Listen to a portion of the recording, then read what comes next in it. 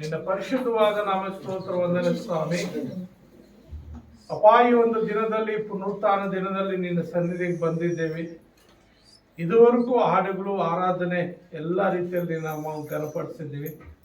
ವಾಕ್ಯ ಬಾಕ್ ಹೋಗುವಾಗ ದೇವರಾತ್ಮನೇ ನೀವು ನನ್ನೊಟ್ಟಿಗಿದ್ದು ನೀವು ಮಾತನಾಡುವಾಗ ನಾವೆಲ್ಲರೂ ಕೇಳುವ ಹಾಗೆ ಈ ಒಂದೊಂದು ಮಾತು ಅಪ್ಪ ನಮಗೆ ವಿವರಿಸಿ ಅದರ ಗೂಢಾರ್ಥವನ್ನು ತಿಳಿಪಡಿಸು ಸಹಾಯ ಮಾಡು. ಆತ್ಮಿಕ ರೀತಿಯಲ್ಲಿ ವಾಕ್ಯಾನುಸಾರವಾಗಿ ನಾವು ಜೀವಿಸಲು ನೀನು ತಾನೇ ಸಹಾಯ ಮಾಡಿ ಕಲಿಸ್ಕೊಡ್ಬೇಕೆಂದು ಯೇಸುವಿನ ನಾಮದಲ್ಲಿ ಪ್ರಾರ್ಥಿಸುತ್ತೇನೆ ತಂದೆ. ಇವತ್ತಿನ ವಾಕ್ಯಾಂಶ ದೇವರ ಮಕ್ಕಳು ಹೇಗಿರಬೇಕು, ದೇವರ ಮಕ್ಕಳು ಹೇಗಿರಬೇಕಂತ ನೋಡುವಾಗ ಯಾಕೋಬನು ತನ್ನ ಪತ್ರಿಕೆಯಲ್ಲಿ ಆತನು ಏನ್ ಹೇಳ್ತಾ ಇದ್ದಾನೆ, 2ನೇ ಅಧ್ಯಾಯ 1ನೇ ವಚನ, ನನ್ನ ಸಹೋದರರೇ, ಪ್ರಭಾವವುಳ್ಳ ನಮ್ಮ ಕರ್ತನಾದ ಯೇಸು ಕ್ರಿಸ್ತನಲ್ಲಿ ನಂಬಿಕೆ ಇಟ್ಟವರಾದ ನೀವು ಪಕ್ಷಪಾತಿಗಳಾಗಿರಬಾರದು. ಅಂದ್ರೆ ನಾವು ಪಕ್ಷಪಾತಿಗಳಾಗಿರಬಾರ್ದಂತೆ. ಯಾಕೆಂದ್ರೆ ನೀನಾಗ್ಲಿ ನಾನಾಗ್ಲಿ ಇಲ್ಲಿರುವಂತ ನಾವೆಲ್ಲರೂ ಯೇಸು ಕ್ರಿಸ್ತನ ಮೇಲೆ ನಂಬಿಕೆ ಇಟ್ಟು ಜೀವಿಸುವಂತವ್ರು, ಯೇಸು ಕ್ರಿಸ್ತನ ಮಾರ್ಗದಲ್ಲಿ ಜೀವಿಸುವಂತವ್ರು.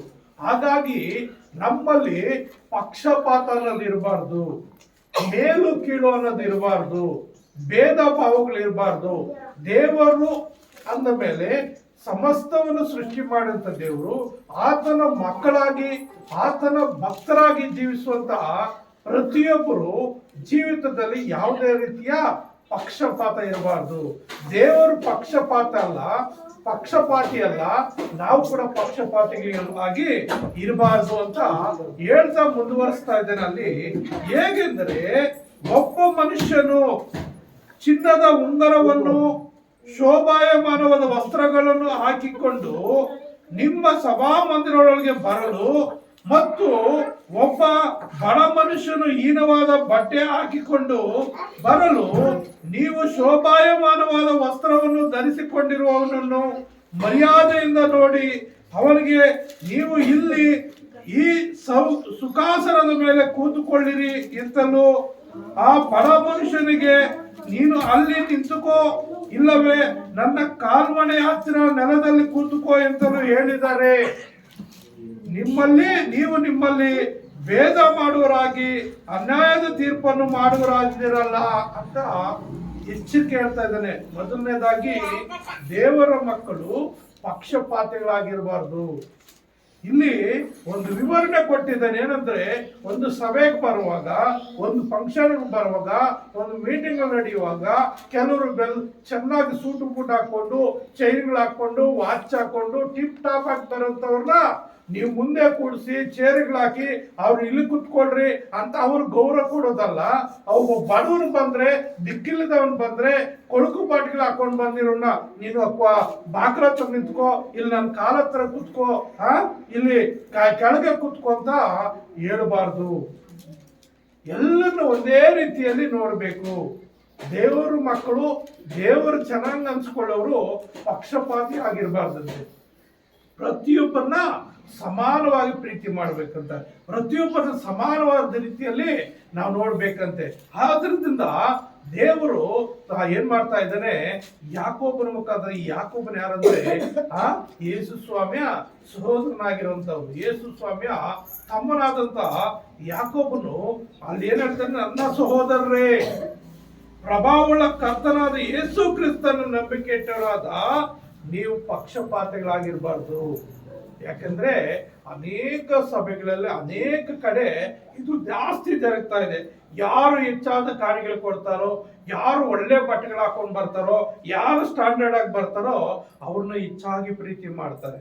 ಅವ್ರಿಗೆ ಒಂದು ಗೌರವ ಕೊಡೋದು, ಅವ್ರಿಗೆ ಚೇರ್ಗಳು ಹಾಕೋದು, ಅವ್ರಿಗೆ ಒಳ್ಳೆ ಊಟ ಉಪಚಾರಗಳು ಮಾಡೋದು, ಅವ್ರಿಗೆ ಒಂದು ರೀತಿಯ ರೆಸ್ಪೆಕ್ಟ್ ಕೊಡೋದು. ಇನ್ನು ಕೆಲವರು ಪಾಪ ಬಡವರು, ಕೂಲಿ ಮಾಡಂತವ್ರು, ದಿಕ್ಕಿಲ್ಲದಂತವ್ರು, ಏನೋ ದೇವರ ಆಶ್ರಯಕ್ಕೆ ಹೋಗೋಣ, ದೇವ್ರು ಒಳ್ಳೇದ್ ಮಾಡ್ತಾನೆ, ದೇವ್ರು ನಮ್ಮನ್ನು ಕಾಪಾಡ್ತಾನೆ ಅಂತ ದೇವ್ರ ಹತ್ರ ಬರಂತವ್ರಿಗೆ ಪಕ್ಷಪಾತ ಮಾಡಬಾರ್ದು.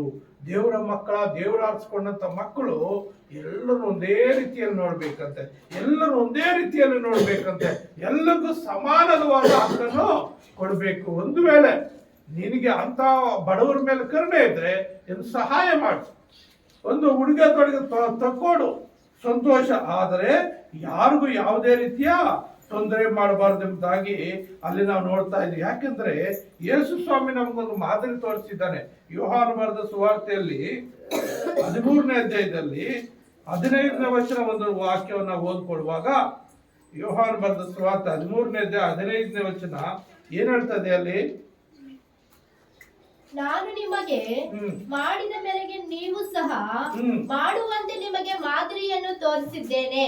ಅಲ್ಲಿ ನೋಡ್ರಿ ಏನ್ ಹೇಳ್ತಾ ಇದೆ ಅಂದ್ರೆ, ನಾನು ನಿಮಗೆ ಮಾಡಿದ ಮೇರೆಗೆ ನೀವು ಸಹ ಮಾಡುವಂತೆ ನಿಮಗೆ ಮಾದರಿಯನ್ನು ತೋರಿಸಿದ್ದೇನೆ. ಏನು ಮಾದರಿ ತೋರಿಸಿದ್ದಾನೆ?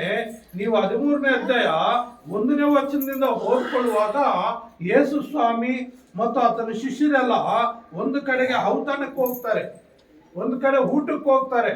ಆ ಊಟ ಮಾಡುವಂತ ಮೊದಲು ಆತನೇನ್ ಮಾಡ್ತಾನಂದ್ರೆ, ಎದ್ದು ತನ್ನ ಭುಜದ ಮೇಲಿರುವಂತ ಆ ಇದು ಟವಲು ತಗೊಂಡು ಏನ್ ಮಾಡ್ತಾನೆ, ಕವಿ ಪಾವಡನ್ನು ತಗೊಂಡು ಏನ್ ಮಾಡ್ತಾನೆ, ಸೊಂಟಕ್ಕೆ ಕಟ್ಕೊಳ್ತಾನೆ. ಸೊಂಟಗೆ ಬಿಗಿಯಾಗಿ ಕಟ್ಕೊಂಡು ಅಲ್ಲಿ ಒಂದು ಪಾತ್ರೆ ತಗೊಂಡು ನೀರು ತಗೊಂಡು ಪ್ರತಿಯೊಬ್ಬರ ಶಿಷ್ಯರು, ಎಲ್ಲಾ ಶಿಷ್ಯರ ಪಾದಗಳನ್ನು ತೊಳಿತಾನೆ. ಏನು ಅಲ್ಲಿ ಯೇಸು ಸ್ವಾಮಿ ಶಿಷ್ಯರು 12 ಜನ ಇರ್ತಾರೆ. 12 ಜನ ಒಂದೇ ಕುಟುಂಬದಲ್ಲಿ ಬಂದವರಲ್ಲ, ಎಲ್ಲ ಒಂದೇ ಜಾತಿಯಿಂದ ಬಂದವರು ಅಂತಾರಲ್ಲ. ಅವರು ವಿಧ ವಿಧವಾಗಿ ದೇವರು ಏನ್ ಮಾಡಿದ್ದಾನೆ, ಆರಿಸ್ಕೊಂಡಿದ್ದಾನೆ. ಸುಂಕದವ್ರು ಇದ್ದಾರೆ, ಮೀನ್ ಹಿಡಿಯುವಂತವ್ರು ಇದ್ದಾರೆ, ಜ್ಞಾನಿಗಳಿದ್ದಾರೆ. ಎಲ್ಲರನ್ನು ಏನ್ ಮಾಡಿದ್ದಾನೆ, ಆತನ ಆರಿಸ್ಕೊಂಡಿದ್ದಾನೆ. ಎಲ್ಲರನ್ನು ಆರಿಸ್ಕೊಂಡು 12 ವಿಧವಾದ ರೀತಿಯಲ್ಲಿ 12 ವಿಧಗಳಲ್ಲಿ ಇದ್ದಾರೆ 12 ಜನ ಶಿಷ್ಯರು. ಕೆಲವರಿಗೆ ಹಣದ ಆಸೆ ಇದೆ, ಕೆಲವ್ರಿಗೆ ಲೀಡರ್ ಆಸೆ ಇದೆ, ಕೆಲವ್ರಿಗೆ ಯೇಸು ಸ್ವಾಮಿ ಪಕ್ಕದಲ್ಲೇ ಇರ್ಬೇಕಂತ ಆಸೆ ಇದೆ, ಇನ್ನಕ್ಕೆ ಒಬ್ಬರಿಗೆ ಆ ಯೇಸು ಸ್ವಾಮಿ ಎದೆಯಲ್ಲೇ ಹೊರ್ಕೊಂಡು ನಿಜ ಹೊರ್ಕೋಬೇಕಂತಿದೆ. ಅಂದ್ರೆ 12 ಜನರು 12 ರೀತಿಯಲ್ಲಿ ಇದ್ದಾರೆ. ಆದ್ರೆ 12 ಜನರನ್ನ ಒಂದೇ ರೀತಿಯಲ್ಲಿ ಯೇಸು ಸ್ವಾಮಿ ಪ್ರೀತಿ ಮಾಡ್ತಾ ಇದ್ದ. 12 ಜನರ ಕಾಲು ತೊಳೆದಿದ್ದಾನೆ. ಕಾಲು ತೊಳಿ ಆತನ ಏನ್ ಹೇಳ್ತಾರೆ, 14ನೇ ವಚನ ಕೂಡ ನಾವು ಅಲ್ಲಿ ನೋಡುವಾಗ, ಕರ್ತನು ಗುರುವು ಆಗಿರುವ ನಾನು ನಿಮ್ಮ ಕಾಲಗಳನ್ನು ತೊಳೆದಿರಲಾಗಿ ನೀವು ಸಹ ಒಬ್ಬರ ಕಾಲನ್ನು ಒಬ್ಬರು ತೊಳೆಯುವ ಹಂಗಿನವರಾಗಿದ್ದೀರಿ. ಅಂದ್ರೆ ನಿಮ್ಮಲ್ಲಿ ಮೇಲು ಕೀಳು ಇರಬಾರ್ದು, ನೀವೆಲ್ಲರೂ ಸಮಾನತೆ. ಅಂದ್ರೆ ಇಲ್ಲಿ ಸೇರ್ ಬಂದ್ರೆ ನಾವೆಲ್ಲರೂ ಸಮಾನರು. ಒಂದು ಅವಕಾಶ ಇಲ್ಲಿ ನಾನು ಬೋಧಕನಾಗಿರೋದ್ರಿಂದ ನಾನು ವಾಕ್ಯ ಹೇಳ್ತಾ ಇರ್ಬೋದು, ಹಾಡು ಹೇಳ್ತಾರೆ, ಚರ್ಚಿನ ಕೆಲಸ ಮಾಡುವಂತ ಚರ್ಚಿನ ಕೆಲಸ ಮಾಡ್ತಾರೆ, ಇತರ ಕೆಲಸ ಮಾಡುವಂತ ಇತರ ಕೆಲಸ. ಆದ್ರೆ ನಾವೆಲ್ಲರೂ ದೇವರಲ್ಲಿ ಸಮಾನರೇ. ಯಾರ್ಯಾರಿಗೆ ಏನೇನ್ ಕೆಲಸ ಕೊಟ್ಟಿದ್ದಾರೋ ಆ ಕೆಲಸ ಅವರು ಆ ಜವಾಬ್ದಾರಿಯಿಂದ ಮಾಡುವಾಗ ಅಲ್ಲಿ ಏನಾಗ್ತದೆ, ಯೇಸು ಕ್ರಿಸ್ತನ ಮಾದರಿಯಲ್ಲಿ ನಾವು ನಡೀತಾ ಇದ್ದೀವಿ. ನಮ್ಗೆ ವಾಕ್ಯ ಬೋಧಿಸುವಂತ ಒಂದು ಅವಕಾಶ ಕೊಟ್ಟಿದ್ದಾನೆ, ನಾನು ವಾಕ್ಯ ಬೋಧಿಸ್ತಾ ಇದ್ದೀನಿ. ಇನ್ನೊಬ್ರು ಏನೋ ಚರ್ಚಿನ ಕೆಲಸ ಕೊಟ್ಟಿರ್ತಾರೆ, ಆ ಕೆಲಸ ಕೊಡುವಾಗ ಆ ಕೆಲಸ ಈ ಕೆಲಸ ದೇವರ ದೃಷ್ಟಿಯಲ್ಲಿ ಸಮಾನವಾಗಿರ್ತದೆ. ಅದಕ್ಕೆ ಇಲ್ಲಿ ಯೇಸು ಸ್ವಾಮಿ ಏನ್ ಹೇಳ್ತಾರೆ, ಕರ್ತನು ಗುರುವಾಗಿರುವ ನಾನು ನಿಮ್ಮ ಕಾಲಗಳನ್ನು ತೊಳೆದಿರಲಾಗಿ ತೊಳೆದಿರಲಾಗಿ ನೀವು ಸಹ ಒಬ್ಬರ ಕಾಲನ್ನು ಒಬ್ಬರು ತೊಳೆಯುವ ಹಂಗಿನವರಾಗಿದೆ. ಅಂದ್ರೆ ಎಲ್ಲರೂ ಪ್ರೀತಿಸುವ ಹಂಗನಾಗಿರೋದು, ಎಲ್ಲರ ಸೇವೆ ಮಾಡುವಂತಹ ಹಂಗನಾಗಿರ್ಬೇಕು. ನೀವು ಮೇಲು ಕೀಳು ಅಂತ ಭೇದ ಭಾವ ಮಾಡಬಾರ್ದು. ಏನು ಸೂಟು ಬೂಟ್ ಹಾಕೊಂಡು ಆ ಕಾಣಿಕೆಗಳು ಕೊಡುವಂತವ್ರನ್ನ ಅವ್ರನ್ನೊಂದು ರೀತಿ, ಇಲ್ಲ ಏನು ಇಲ್ಲದವ್ರನ್ನೊಂದು ರೀತಿ ನೀವು ನೋಡಬಾರ್ದು. ಎಲ್ಲರೂ ಸಮವಾಗಿ ನೋಡ್ಬೇಕು, ಎಲ್ಲರನ್ನು ಒಂದೇ ರೀತಿಯಲ್ಲಿ ನೋಡ್ಬೇಕು ಅಂತೇಳಿ ಪಕ್ಷಪಾತಿಗಳಾಗಿರ್ಬೇಕು. ಯಾಕಂದ್ರೆ ಕ್ರಿಸ್ತನಲ್ಲಿ ನಂಬಿಕೆ ಇಟ್ಟು ನೀವು ಬಂದಿದ್ದೀರಿ. ಕ್ರಿಸ್ತ ನಂಬಿಕೆಯಲ್ಲಿ ಜೀವಿಸುವಂತ ನೀವುಗಳು ದೊಡ್ಡ ಪಾಸ್ಟರ್, ಕೆಲವು ಸಭೆಗಳಲ್ಲಿ ದೊಡ್ಡ ಪಾಸ್ಟರ್, ಚಿಕ್ಕ ಪಾಸ್ಟರ್ ಅನ್ನೋದು, ಇನ್ನು ಬೇರೆ ಬೇರೆ ರೀತಿ, ಆ ಶ್ರೀಮಂತನ ಒಂದು ರೀತಿ ನೋಡೋದು, ಬಡವ್ರನ್ನ ಒಂದು ರೀತಿ ನೋಡೋದು ಅನೇಕ ಸಭೆಗಳಲ್ಲಿ ಅನೇಕ ಕುಟುಂಬಗಳಲ್ಲಿ ನಾವು ಗಮನಿಸ್ತಾ ಇರ್ತೀವಿ. ಆದರೆ ಹಾಗಾಗಬಾರದು. ನೀವೇನಿದ್ರು ದೇವ್ರ ಮಕ್ಕಳು ಆಗಿರ್ಬೇಕಂದ್ರೆ ಎಲ್ಲರೂ ಸಮವಾಗಿ ಪ್ರೀತಿಸುವಂತವರಾಗಿರ್ಬೇಕು. ನಾವು ಇನ್ನು ಅಲ್ಲಿ ಯಾಕೋಬ 2ನೇ ಅಧ್ಯಾಯ 5ನೇ ವಚನದಲ್ಲಿ ಏನ್ ಹೇಳುತ್ತೆ, ಯಾಕೋಬ 2ನೇ ಅಧ್ಯಾಯ 5ನೇ ವಚನದಲ್ಲಿ, ನನ್ನ ಪ್ರಿಯ ಸಹೋದರರೇ ಕೇಳಿರಿ, ದೇವರು ಲೌಕಿಕ ವಿಷಯದಲ್ಲಿ ಬಡವರಾಗಿರುವವರನ್ನು ಆದುಕೊಂಡು ಅವರು ನಂಬಿಕೆಯಲ್ಲಿ ಐಶ್ವರ್ಯರಾಗಿಯೂ ತನ್ನನ್ನು ಪ್ರೀತಿಸುವರಿಗೆ ತಾನು ವಾಗ್ದಾನ ಮಾಡಿದ ರಾಜ್ಯಕ್ಕೆ ಬಾಧ್ಯರಾಗಿರಬೇಕೆಂದು ನೇಮಿಸಲಿಲ್ಲವೋ. ಅಂದ್ರೆ ದೇವರು ನಮ್ಮನ್ನ ಏನ್ ಮಾಡಿದ್ದಾನೆ, ಬಡವರಾಗಿರುವಂತ ನಾವೆಲ್ಲ ಏನಾಗಿದ್ದೀವಿ, ಬಡವರಾಗಿದ್ದೀವಿ, ಪಾಪಿಗಳಾಗಿದ್ದೀವಿ. ನಮ್ಗೆ ಯಾರು ಹಿಂದೆ ಮುಂದೆ ಇರ್ಲಿಲ್ಲ, ಕೇಳೋರು ಮಾಡೋರು ಇರ್ಲಿಲ್ಲ. ಆದರೆ ದೇವರು ನಮ್ಮನ್ನು ಪ್ರೀತಿಸಿ ಯಾರೋ ಒಬ್ಬ ಸೇವಕರ ಮುಖಾಂತರ ಯಾವುದೋ ಒಂದು ರೀತಿಯಲ್ಲಿ ಯೇಸು ಸ್ವಾಮಿಯನ್ನು ಕಂಡುಕೊಳ್ಳುವ ರೀತಿಯಲ್ಲಿ ಮಾಡಿದ್ದಾನೆ. ಮತ್ತು ಯಾವುದೇ ರೀತಿಯ ಜ್ಞಾನ ವಿವೇಕಗಳು ನಮ್ಗೆ ಇರ್ಲಿಲ್ಲ. 1 ಕೊರಿಂಥ 1:26 ವಚನದಲ್ಲಿ ನಾವು ನೋಡುವಾಗ 1 ಕೊರಿಂಥ 1:26-27 ವಚನಗಳಲ್ಲಿ ಏನ್ ಹೇಳ್ತಾ ಅಲ್ಲಿ, ಸಹೋದರರೇ, ದೇವರು ನಿಮ್ಮನ್ನು ಕರೆದಾಗ ಎಂತವರನ್ನು ಕರೆದನೆಂದು ಆಲೋಚಿಸಿರಿ. ನಿಮ್ಮೊಳಗೆ ಲೌಕಿಕ ದೃಷ್ಟಿಯಲ್ಲಿ ಜ್ಞಾನಿಗಳು ಅನೇಕರಿಲ್ಲ, ಅಧಿಕಾರಿಗಳು ಅನೇಕರಿಲ್ಲ, ಕುಲೀನರು ಅನೇಕರಿಲ್ಲ. ದೇವರು ಜ್ಞಾನಿಗಳನ್ನು ನಾಚಿಕೆ ಪಡಿಸುವುದಕ್ಕಾಗಿ ಈ ಲೋಕದ ಬುದ್ಧಿಹೀನರನ್ನು ಆರಿಸಿಕೊಂಡಿದ್ದಾನೆ. ದೇವರು ಬಲಿಷ್ಠರನ್ನು ನಾಚಿಕೆ ಪಡಿಸುವುದಕ್ಕಾಗಿ ಈ ಲೋಕದ ಬಲಹೀನರನ್ನು ಆರಿಸಿಕೊಂಡಿದ್ದಾನೆ. ಏನಂದ್ರೆ ಜ್ಞಾನ ಇಲ್ಲದಂತವ್ರನ್ನ, ಬಲಹೀನರನ್ನ, ಕುಲಹೀನರನ್ನ, ಬಡವರನ್ನ, ದರಿದ್ರರನ್ನ, ಪಾಪಿಗಳಾದಂತ ನಮ್ಮನ್ನ ಆತನ ಆರಿಸಿಕೊಂಡಿದ್ದಾನೆ. ಆರಿಸಿಕೊಂಡು ಏನ್ ಮಾಡ್ದಾನೆ, ನಮ್ಮನ್ನ ಐಶ್ವರ್ಯವಂತರಾಗಿ ಮಾಡ್ಲಿಕ್ಕೆ ಆತನು ಬಂದಿದ್ದಾನೆ. ಅದನ್ನು ನಮ್ಮನ್ನ ಐಶ್ವರ್ಯವಂತರು ಮಾಡೋದಕ್ಕಾಗಿ ಹಿಂದಿನ ದಿನಗಳಕ್ಕೂ ಇವತ್ತಿಗೂ ನಾವು ಎಷ್ಟು ಮಾರ್ಪಾಟಾಗಿದ್ದೀವಿ. ಹಿಂದಿನ ದಿನಗಳಲ್ಲಿ ಅನೇಕರು ವಾರಗಟ್ಲೆ ಸ್ನಾನ ಮಾಡ್ತಾ ಇರ್ಲಿಲ್ಲ, ವಾರಗಟ್ಲೆ ತಿಂಗಳಗಟ್ಲೆ ಬಟ್ಟೆಗಳು ಚೇಂಜ್ ಮಾಡ್ತಾ ಇರ್ಲಿಲ್ಲ, ಸರಿಯಾದ ಊಟ ಇರಲಿಲ್ಲ, ಯಾವಾಗ್ಲೂ ಕೊಳುಕು ಜೀವಿತ, ನಾನಾ ರೀತಿ ರೋಗಗಳಲ್ಲಿ, ಕಷ್ಟಗಳಲ್ಲಿ, ಸಮಸ್ಯೆಗಳಲ್ಲಿ ಬೀಳ್ತಾ ಇದ್ವು. ಆದ್ರೆ ಯೇಸು ಕ್ರಿಸ್ತನ ಅಂತವ್ರನ್ನ ನಮ್ಮನ್ನ ಕರೆದು ಏನ್ ಮಾಡಿದ್ದಾನೆ, ಇವಾಗ ಪ್ರತಿದಿನ ಸ್ನಾನ ಮಾಡುವ ರೀತಿಯಲ್ಲಿ ಕೊಟ್ಟಿದ್ದಾನೆ. ಇಲ್ಲ ದಿನ ಬಿಟ್ಟು ದಿನ ಸ್ನಾನ ಮಾಡುವ ರೀತಿಯಲ್ಲಿ, ಒಳ್ಳೆ ಬಟ್ಟೆಗಳು ಹಾಕೊಳ್ಳುವ ರೀತಿಯಲ್ಲಿ, ಎಲ್ಲರ ಮುಂದೆ ನಾವು ಸಮಾನರಾಗಿ ಜೀವಿಸುವಂತೆ, ಇರುವಂತ ಆಹಾರ ಪದಾರ್ಥಗಳು ನೀಟಾಗಿ ಅಡಿಗೆ ಮಾಡಿಕೊಂಡು ತಿನ್ನುವಂತೆ, ಮನೆ ಮಾಟುಗಳು ಸ್ವಲ್ಪ ಇರೋದ್ರಲ್ಲಿ ಶುದ್ಧವಾಗಿ ಕಟ್ಟಿಕೊಳ್ಳುವ ರೀತಿಯಲ್ಲಿ ಎಲ್ಲರ ಮುಂದೆ ನಾವು ಕೂಡ ಒಂದು ಸಮಾನತ್ವ, ಒಂದು ನಮ್ಮ ಉಡುಗೆ ತೊಡಲು ಪ್ರತಿಯೊಂದರಲ್ಲಿ ಏನ್ ಮಾಡಿದ್ದಾನೆ, ಒಂದು ಜ್ಞಾನ ವಿವೇಕವನ್ನು ಕೊಟ್ಟು, ತಿಳುವಳಿಕೆಯನ್ನು ಕೊಟ್ಟು, ಆ ಜ್ಞಾನಿಗಳನ್ನ ಏನ್ ಮಾಡಿದ್ದಾನೆ, ಅಜ್ಞಾನಿಗಳು ಮಾಡಿಬಿಟ್ಟಿದ್ದಾನೆ.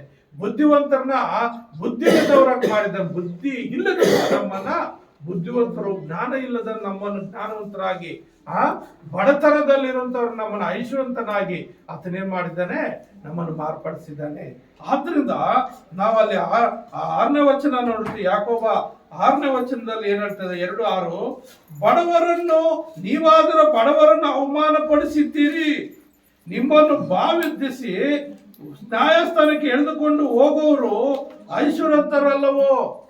ಏನ್ ಹೇಳ್ತಾ ಇದ್ದಾನೆ, ನೀವಾದರೂ ಬಡವರನ್ನ ಅವಮಾನ ಪಡಿಸಿದ್ದೀರಿ, ನಿಮ್ಮನ್ನು ಬಾಧಿಸಿ ನ್ಯಾಯಸ್ಥಾನಕ್ಕೆ ಎಳೆದುಕೊಂಡು ಹೋಗುವವರು ಐಶ್ವರ್ಯವಂತರ. ಯಾರು ಬಾಧಿಸೋದು? ಐಶ್ವರ್ಯವಂತರು. ಯಾರು? ಮೇಲ್ವರ್ಗದವರು. ಏನ್ ಮಾಡ್ತಾರೆ, ಕೀಳು. ಇನ್ನು ಅನೇಕ ಗ್ರಾಮಗಳಲ್ಲಿ, ಅನೇಕ ಪ್ರಾಂತಗಳಲ್ಲಿ ಈಗಲೂ ಕುಡಿಯೋಕೆ ನೀರು ಕೊಡಲ್ಲ, ಹೋಟ್ಲಲ್ಲಿ ಸಮಾನವಾಗಿ ಊಟ ಬಡಿಸೋದಿಲ್ಲ. ಇನ್ನು ಎಷ್ಟೋ ತಾರತಮ್ಯ ಇದೆ. ಮತ್ತು ಐಶ್ವರ್ಯವಂತರು ಏನ್ ಮಾಡ್ತಾರೆ, ಬಡವರ ಮೇಲೆ ಬಿದ್ದು ಸ್ಟೇಷನ್ಗಳಿಗೆ ಹಾಕೋದು, ಬಡಿಯೋದು, ಭಯ ಇಕ್ಸೋದು, ದೌರ್ಜನ್ಯಗಳು ಮಾಡೋದು ಎಲ್ಲ ಕಡೆ ಇದು ಇನ್ನೂ ಇದೆ, ಇನ್ನೂ ವಾಸಿ ಆಗಿಲ್ಲ. ಆದ್ರಿಂದ ಐಶ್ವರ್ಯವಂತರಿಗೆ ಕೊಡುವಂತ ಸ್ಥಾನಮಾನಕ್ಕಿಂತ ಬಡವರು, ಬಲ್ಲಿದರು, ಗತಿಹೀನರು ಅಂತವರಿಗೆ ಕೊಟ್ಟು ಅವ್ರನ್ನೇನ್ ಮಾಡ್ಬೇಕು, ಸರಿ ಸಮಾನವಾದ ರೀತಿಯಲ್ಲಿ ನಮ್ಮ ಸ್ಥಾನಕ್ಕೆ ಅವ್ರು ತೆಗೆದುಕೊಂಡು ಬರ್ಬೇಕೆಂಬುದಾಗಿ ಅಲ್ಲಿ ದೇವರು ಸ್ಪಷ್ಟವಾಗಿ ಹೇಳ್ತಾ ಇದ್ದಂತೆ. ನಾವು ಯಾವುದೇ ಕಾರಣಕ್ಕೂ ನಾವೇನ್ ಮಾಡ್ಬೇಕಂದ್ರೆ, ದೇವರಿಗೆ ಒಂದು ವಿಧೇಯರಾಗಿ ದೇವರ ಆಜ್ಞೆ ಕೈಕೊಂಡು ಯಾರಿಗೂ ಪಕ್ಷಪಾತ ಮಾಡಬಾರ್ದು. ಮೇಲಿನವರು ಕೆಳಗಿನವರಂತ ನೋಡಬಾರ್ದು, ಐಶ್ವರ್ಯವಂತರು ಬಡವರಂತ ನೋಡಬಾರ್ದು. ಏನ್ ಮಾಡ್ಬೇಕು, ಕ್ರಿಸ್ತ ನಂಬಿಕೆ ಇಟ್ಟಿರುವಂತರು, ಯೇಸು ಕ್ರಿಸ್ತನ್ ಯಾವ ರೀತಿ 12 ಜನ ಶಿಷ್ಯರನ್ನು ಕಾಲು ತೊಳೆದು ಎಲ್ಲರೂ ಸಮವಾಗಿ ನೋಡಿದನು, ಅದೇ ರೀತಿಯಲ್ಲಿ ನಾವು ಕೂಡ ಎಲ್ಲರೂ ಈ ಲೋಕದಲ್ಲಿ ಸಮವಾಗಿ ನೋಡ್ಬೇಕು. ಮೇಲು ಕೀಳುಗಳೆಂಬ ಪಕ್ಷಪಾತ ನಮ್ಮಲ್ಲಿ ಇರಬಾರ್ದೆಂಬುದಾಗಿ ಬಹಳ ಸ್ಪಷ್ಟವಾಗಿ ಹೇಳ್ತಾ ಇದ್ದಾನೆ. ಮತ್ತು 8-9 ವಚನಗಳಲ್ಲಿ ಏನ್ ಹೇಳ್ತಾ ಇದ್ದಾನೆ, 7, 8, 9 ವಚನ 7ನೇ ವಚನದಲ್ಲಿ ನಾವು ನೋಡುವಾಗ, ನೀವು ಕರೆಸಿಕೊಳ್ಳುವ ಶ್ರೇಷ್ಠವಾದ ನಾಮವನ್ನು ದೂಷಿಸುವರು ಅವರಲ್ಲವೋ. ಯಾರು? ಶ್ರೇಷ್ಠ ನಾಮ ಯಾವುದು? ಯೇಸು ನಾಮ. ಯೇಸು ಎಂಬ ನಾಮ ಎಂತ ಚಂದ ನಾಮ, ಎಲ್ಲ ಜಾತಿ ಜನಕ್ಕೂ ಯೇಸುವಿನ ನಾಮ, ಎಲ್ಲ ಜಾತಿ ಜನಕ್ಕೂ ಹೆಚ್ಚಾದ ನಾಮ ಯೇಸುವಿನ ನಾಮ. ಆದ್ರೆ ಹೆಚ್ಚಾದ ವರ್ಗದವರು, ಮೇಲ್ವರ್ಗದವ್ರು ಏನ್ ಮಾಡ್ತಾರೆ? ನಮ್ಮನ್ನ ಎಷ್ಟೋ ಕೀಳಾಗಿ ನೋಡ್ತಾರೆ. ನಾನು ಯಾವ್ದೋ ಒಂದು ಗ್ರೂಪ್ ಅಲ್ಲಿ ಇದ್ದೆ, ಆ ಗ್ರೂಪ್ ಅಲ್ಲಿ ಹೆಂಗೋ ನನ್ನ ಮೆಸೇಜ್ ಹೋಗ್ಬಿಟ್ಟಿದೆ. ಒಂದ್ 2-3 ಸಾರಿ ಆಕಸ್ಮಿಕ ಹೋಗ್ಬಿಟ್ಟು ಅದು ನನ್ನ ಗ್ರೂಪ್ ಇಂದಾನೆ ರಿಮೂವ್ ಮಾಡ್ಬಿಟ್ಟಿದ್ದಾರೆ. ನಾನು ರಿಕ್ವೆಸ್ಟ್ ಮಾಡ್ತಾ ಇದ್ದೀನಿ, ಆ ಗ್ರೂಪ್ ಅಲ್ಲಿ ನನ್ನ ಕೆಲಸ ಇರುತ್ತೆ, ಹಾಗಾಗಿ ನನ್ನ ನಂಬರ್ ಆಡ್ ಮಾಡಿ ಅಂದ್ರೆ ಅವ್ರು ಯಾಡ್ ಮಾಡ್ತಾನೆ ಇಲ್ಲ. ಮೆಸೇಜ್ ಹೋಗಿದ್ದಕ್ಕೆ ನನ್ನ ಗ್ರೂಪ್ ಇಂದ ಡಿಲೀಟ್ ಮಾಡಿಬಿಟ್ಟಿದ್ದಾರೆ. ಆದ್ರೆ ಶ್ರೇಷ್ಠ ಉನ್ನತರು ಇಲ್ಲಿ ಏನ್ ಹೇಳ್ತಾ ಇದೆ? ನೀವು ಕರೆಸಿಕೊಳ್ಳೋ ಶ್ರೇಷ್ಠವಾದ ನಾಮವನ್ನು ದೂಷಿಸುವರು ಅವರು ಯಾರು? ಮೇಲ್ವರ್ಗದವರು. ಮೇಲ್ವರ್ಗದವ್ರು ನಮ್ಮನ್ನ ಏನ್ ಮಾಡ್ತಾರೆ? ದೂಷಿಸ್ತಾರೆ, ನಮ್ಮನ್ನ ಹೀಯಾಡಿಸ್ತಾರೆ. ನಾವ್ ಎಷ್ಟು ಚೆನ್ನಾಗಿದ್ರು ಕೂಡ ಅವರು ಏನ್ ಮಾಡ್ತಾರೆ? ಯಾವುದೋ ಒಂದು ರೀತಿಯಲ್ಲಿ ನಮ್ಮನ್ನ ನಿಂದಿಸಿ ನಮ್ಮ ದೇವರನ್ನು ದೂಷಿಸುವಂತವರಾಗಿದ್ದಾರೆ, ನಮ್ಮ ದೇವರನ್ನ ದೂಷಿಸುವಂತವ್ರು ಅವರು. ಹಾಗಾಗಿ ಅಂತವ್ರಿಗೆ ನಾವೇನ್ ಮಾಡ್ಬೇಕು? ಹೆಚ್ಚಾದ ಸ್ಥಾನಮಾನ ಕೊಡೋದು, ಗೌರವ ಕೊಡೋದು ನಾವು ಮಾಡಬಾರ್ದು. ನಾವೇನಿದ್ರು ಕ್ರಿಸ್ತ ನಂಬಿಕೆಯಲ್ಲಿದ್ದಂತ ನಾವುಗಳು ಎಲ್ಲರೂ ಒಂದೇ ಸಮಾಗಿ ನೋಡ್ಬೇಕು. ಕ್ರಿಸ್ತನಲ್ಲಿರೋ ಪ್ರತಿಯೊಬ್ಬರು ಎಲ್ಲರೂ ಒಂದೇ ಸಮಾಗಿ ನೋಡ್ಬೇಕು. ಅಲ್ಲಿ ಮೇಲು ಕೀಳೆಂಬ ಭೇದ ಭಾವ ಇರಬಾರ್ದು. 8, 9ನೇ ವಚನದಲ್ಲಿ ನಾವು ನೋಡುವಾಗ, ಆದರೂ ಶಾಸ್ತ್ರಕ್ಕೆ ಸರಿಯಾಗಿ ನಿನ್ನ ನೆರೆಯವರನ್ನು ನಿನ್ನಂತೆಯೇ ಪ್ರೀತಿಸಬೇಕೆಂಬ ರಾಜ್ಯಾಜ್ಞೆಯನ್ನು ನೀವು ನೆರವೇರಿಸದಿದ್ದರೆ, ನೀವು ಒಳ್ಳೆಯದನ್ನು ಮಾಡುವವರು ನೆರವೇರಿಸದಿದ್ದರೆ ನೀವು ಒಳ್ಳೆಯದನ್ನು ಮಾಡುವವರು ಅದನ್ನು ಬಿಟ್ಟು ಪಕ್ಷಪಾತ ತೋರಿಸುವರಾಗಿದ್ದರೆ ನೀವು ಪಾಪ ಮಾಡುವರಾಗಿದ್ದು ಅಪರಾಧಿಗಳನ್ನು ಧರ್ಮಶಾಸ್ತ್ರ ತೀರ್ಮಾನಿಸಲ್ಪಡುತ್ತೀರಿ. ದೇವರಾಜ್ಞೆನು ಮೊದಲನೇ ಆಜ್ಞೆ, ದೇವರಿಗೆ ಸ್ಥಾನ ಕೊಡಬೇಕು. ಮೊದಲನೇ ಸ್ಥಾನ ದೇವರು ಬಿಟ್ಟು ಯಾವ ಪುರುಷನಿಗಾಗ್ಲಿ ಸ್ತ್ರೀಗಾಗ್ಲಿ ಈ ಲೋಕದ ಯಾವುದೇ ಒಂದು ಐಶ್ವರ್ಯಕ್ಕಾಗ್ಲಿ ಯಾವುದಕ್ಕೂ ಮೊದಲನೇ ಸ್ಥಾನ ಕೊಡಬಾರ್ದು. ಹೆಂಡತಿ ಗಂಡನಿಗೂ ಕೊಡಬಾರ್ದು, ತಂದೆ ತಾಯಿಗೂ ಕೊಡಬಾರ್ದು. ಗಂಡನು ಆದಂತ ಹೆಂಡತಿಗೆ ತಂದೆ ತಾಯಿ ಬಂಧುಗಳು ಯಾರಿಗೂ ಕೊಡಬಾರ್ದು. ಮೊದಲನೇ ಸ್ಥಾನ ದೇವರಿಗೆ ಕೊಡಬೇಕು. 2ನೇ ಸ್ಥಾನ ನಿನ್ನಂತೆ ನಿನ್ನ ನೆರೆಯವರನ್ನ ಪ್ರೀತಿಸು. ಎಲ್ಲರೂ ಒಂದು ಸಮಾನವಾದ ರೀತಿಯಲ್ಲಿ ನಾವು ಪ್ರೀತಿಸಬೇಕಿದ್ದು ಯಾವುದೋ ರಾಜಾಜ್ಞೆ ಆಗಿದೆ. ರಾಜಾದಿರಾಜನ ಕರ್ತಾಧಿಕರ್ತನು ಆ ಯೇಸು ಕ್ರಿಸ್ತನ ಒಂದು ರಾಜಾಜ್ಞೆ ಆಗಿದೆ. ಅದನ್ನು ಬಿಟ್ಟು ನಾವು ಪಕ್ಷಪಾತವನ್ನಾಗಿದ್ರೆ ನಾವೇನ್ ಮಾಡ್ತೀವಿ? ಪಾಪ ಮಾಡುತ್ತಾ ಇದ್ದೀವಿ. ಇನ್ನೂ ಪಾಪ ನಮ್ಮಲ್ಲಿದೆ, ಇನ್ನೂ ಪಾಪ ನಿನ್ನಲ್ಲಿದೆ. ನೀನು ಪಕ್ಷಪಾತ ಮಾಡೋದಾದ್ರೆ ನಿನ್ನಲ್ಲಿ ಇನ್ನೂ ಪಾಪದ ಜೀವಿತ ಇದೆ, ಪಾಪದ ಅಂಶಗಳಿದೆ. ಆ ಪಾಪ ಇನ್ನೂ ಹಿಡ್ಕೊಂಡಿದೆ. ಆ ಪಾಪದಿಂದ ನೀನು ಹೊರಗಡೆ ಬರಬೇಕಾಗಿದೆ. ಆದ್ರಿಂದ ಪಾಪ ಮಾಡುವಾಗ ಅಪರಾಧಿಗಳೆಂದು ಧರ್ಮಶಾಸ್ತ್ರ ತೀರ್ಮಾನಿಸಲ್ಪಡುತ್ತೀರಿ ಅಂತ ಹೇಳ್ತಾ ಇದೆ. ನ್ಯಾಯ ಯೇಸು ಕ್ರಿಸ್ತನು ಪರಲೋಕದಲ್ಲಿ ಆತನ ರಾಜಾದಿರಾಜನಾಗಿ ಬಂದು ಬಿಳಿ ಸಿಂಹಾಸನದ ಮೇಲೆ ಕುಳಿತುಕೊಂಡು ತೀರ್ಪು ಮಾಡುವಾಗ ನೀನು ಇಲ್ಲಿ ಭೇದ ಭಾವಗಳು ಮಾಡಿದ್ರೆ, ಭಿನ್ನಾಭಿಪ್ರಾಯಗಳು ಮಾಡಿದ್ರೆ ನೀನೇನು ಮಾಡ್ತೀಯಾ? ತೀರ್ಪು ಒಂದಾಗ್ತೀಯಾ? ತೀರ್ಪು ಒಂದವನಾಗಿರ್ತೀಯ. ಆದ್ರಿಂದ ಪ್ರಿಯರೇ, ಏನ್ ಮಾಡ್ಬೇಕಂದ್ರೆ ಮನುಷ್ಯರಾದಂತ ನಮ್ಮಲ್ಲಿ, ಅದರಲ್ಲಿ ವಿಶೇಷವಾಗಿ ಕ್ರಿಸ್ತ ನಂಬಿಕೆಯಲ್ಲಿರುವಂತ ಪ್ರತಿಯೊಬ್ಬರಲ್ಲಿ ಪಕ್ಷಪಾತ ಇರಬಾರ್ದು. ಯಾವಾಗಲೂ ಸಮಾನತೆ ಇರಬೇಕು. ದೇವರ ಮಕ್ಕಳಲ್ಲಿ ನಾವು ಎಷ್ಟು ಜನ ಇದ್ದೀವೋ ಅಷ್ಟು ಜನರು ಸಮಾನವಾಗಿ ಪ್ರೀತಿಸುವಂತವರಾಗಿರ್ಬೇಕು, ಸಮಾನವಾಗಿ ನಾವು ಜೀವಿಸುವಂತವರಾಗಿ ಸಮಾನತೆಯನ್ನ ಕಾಪಾಡಿಕೊಳ್ಬೇಕು. ಸಮಾನತೆನ ನಾವೇನು ಮಾಡ್ಬೇಕು? ಕಾಪಾಡ್ಕೊಳ್ಬೇಕಾಗುತ್ತೆ. ಅಲ್ಲಿ ಬಹಳ ಸ್ಪಷ್ಟವಾಗಿ ಹೇಳ್ತಾ ಇದೆ ನೋಡ್ರಿ, ಅಲ್ಲಿ 10ನೇ ವಚನ. ಯಾಕೆ ಅಂದರೆ ಯಾವನಾದ್ರೂ ಧರ್ಮಶಾಸ್ತ್ರವನ್ನೆಲ್ಲ ಕೈಕೊಂಡು ನಡೆದು ಒಂದೇ ಒಂದರಲ್ಲಿ ತಪ್ಪಿದರೆ ಅವನು ಎಲ್ಲಾ ವಿಷಯಗಳಲ್ಲಿಯೂ ಅಪರಾಧಿಯಾಗುತ್ತಾನೆ. ಎಲ್ಲಾ ವಿಷಯಗಳು ಧರ್ಮಶಾಸ್ತ್ರದಲ್ಲಿ ಎಷ್ಟು ಆಜ್ಞೆಗಳಿದೆ? 10 ಆಜ್ಞೆಗಳು. 10 ಆಜ್ಞೆಗಳು ಹೇಳ್ಬಂದ್ರ ನಾನಿಲ್ಲದೆ ನಿನಗೆ ಬೇರೆ ದೇವರುಗಳು ಒಂದು ಯಾವ ಮೂರ್ತಿಯನ್ನು ಮಾಡಿಕೊಳ್ಳಬಾರದು, ನಿನ್ನ ದೇವರಾದ ಯೆಹೋವನ ಹೆಸರನ್ನು ಅಯೋಗ್ಯ ಕಾರ್ಯಕ್ಕಾಗಿ ಎತ್ತಬಾರದು. ಹಾ. ಸಬ್ಬತ್ ದಿನವನ್ನು ದೇವರ ದಿನದಿಂದ ಆಚರಿಸುವುದಕ್ಕೆ ಜ್ಞಾಪಕದಲ್ಲಿಟ್ಟುಕೊಳ್ಳಬೇಕು. ಹಾ. ತಂದೆ ತಾಯಿಗಳನ್ನು ಸನ್ಮಾನಿಸಬೇಕು. ಕದಿಯಬಾರದು, ವ್ಯಭಿಚಾರ ಮಾಡಬಾರದು, ಹಾ. ನರತ್ಯ ಮಾಡಬಾರದು, ಹಾ. ಮತ್ತೊಬ್ಬನ ಹೆಂಡತಿಯನ್ನು ಆಶ್ರಯಿಸಬಾರದು. ಮತ್ತೊಬ್ಬನ ಹೆಂಡತಿ, ಗಂಡಾಳು, ಹೆಣ್ಣಾಳು ಯಾವುದನ್ನು 10 ಆಜ್ಞೆಗಳಲ್ಲಿ 5 ಆಜ್ಞೆಗಳು ದೇವರಿಗೆ ಸಂಬಂಧಪಟ್ಟಿದ್ದು, ಇನ್ನು 5 ಆಜ್ಞೆಗಳು ನಮಗೆ ಸಂಬಂಧಪಟ್ಟಿದ್ದು. ನಾವು ಈ 5 ಆಜ್ಞೆಗಳಲ್ಲಿ 10 ಆಜ್ಞೆಗಳಲ್ಲಿ ಒಂದು ಆಜ್ಞೆ ಮೀರಿದ್ರು ಕೂಡ ನಾವು ಧರ್ಮಶಾಸ್ತ್ರವನ್ನು ಮೀರಿ ನಡೀತೀವಿ.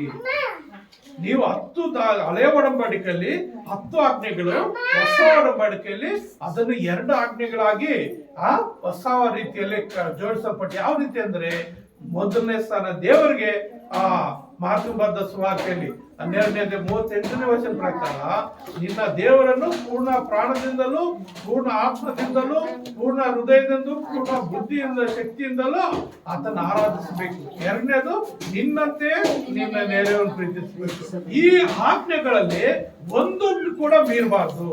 Hallelujah, hallelujah.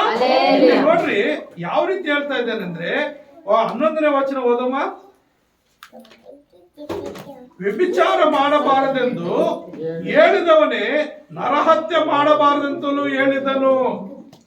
ಅಂದ್ರೆ ಅಲ್ಲಿ 10 ಆಜ್ಞೆಗಳಲ್ಲಿ ಮೊದಲನೇ ಸ್ಥಾನ ತಂದೆ ತಾಯಿಗಳು, ಆಮೇಲೆ ನರಹತ್ಯೆ, ವ್ಯಭಿಚಾರ, ಮತ್ತು ಸುಳ್ಳು ಸಾಕ್ಷಿ, ಇವೆಲ್ಲ ಇದೆ. ಇಲ್ಲಿ ಏನ್ ಹೇಳ್ತಾ ಇದ್ದಾನೆ? ವ್ಯಭಿಚಾರ ಮಾಡಬಾರದೆಂದು ಹೇಳಿದವನೇ ನರಹತ್ಯೆ ಮಾಡಬಾರದೆಂದು ಹೇಳಿದನು. ಆದ ಕಾರಣ ನೀನು ವ್ಯಭಿಚಾರ ಮಾಡದೆ ಇದ್ದರೂ ನರಹತ್ಯೆ ಮಾಡಿದರೆ ಧರ್ಮ ಪ್ರಮಾಣವನ್ನು ಮೀರಿದವನಾದಿ. 2 ಕೊಟ್ಟಿದ್ದಾನೆ. ನೀನು ವ್ಯಭಿಚಾರ ಮಾಡಬಾರದು ದೇವರಾಜ್ಞೆ, ನೀನು ವ್ಯಭಿಚಾರ ಮಾಡ್ತಾ ಇಲ್ಲ, ಓಕೆ ಒಪ್ಕೊಳ್ಳೋಣ. ನೀನು ವ್ಯಭಿಚಾರ ಮಾಡದಿದ್ರೆ ಪರಿಶುದ್ಧನೆ, ಓಕೆ.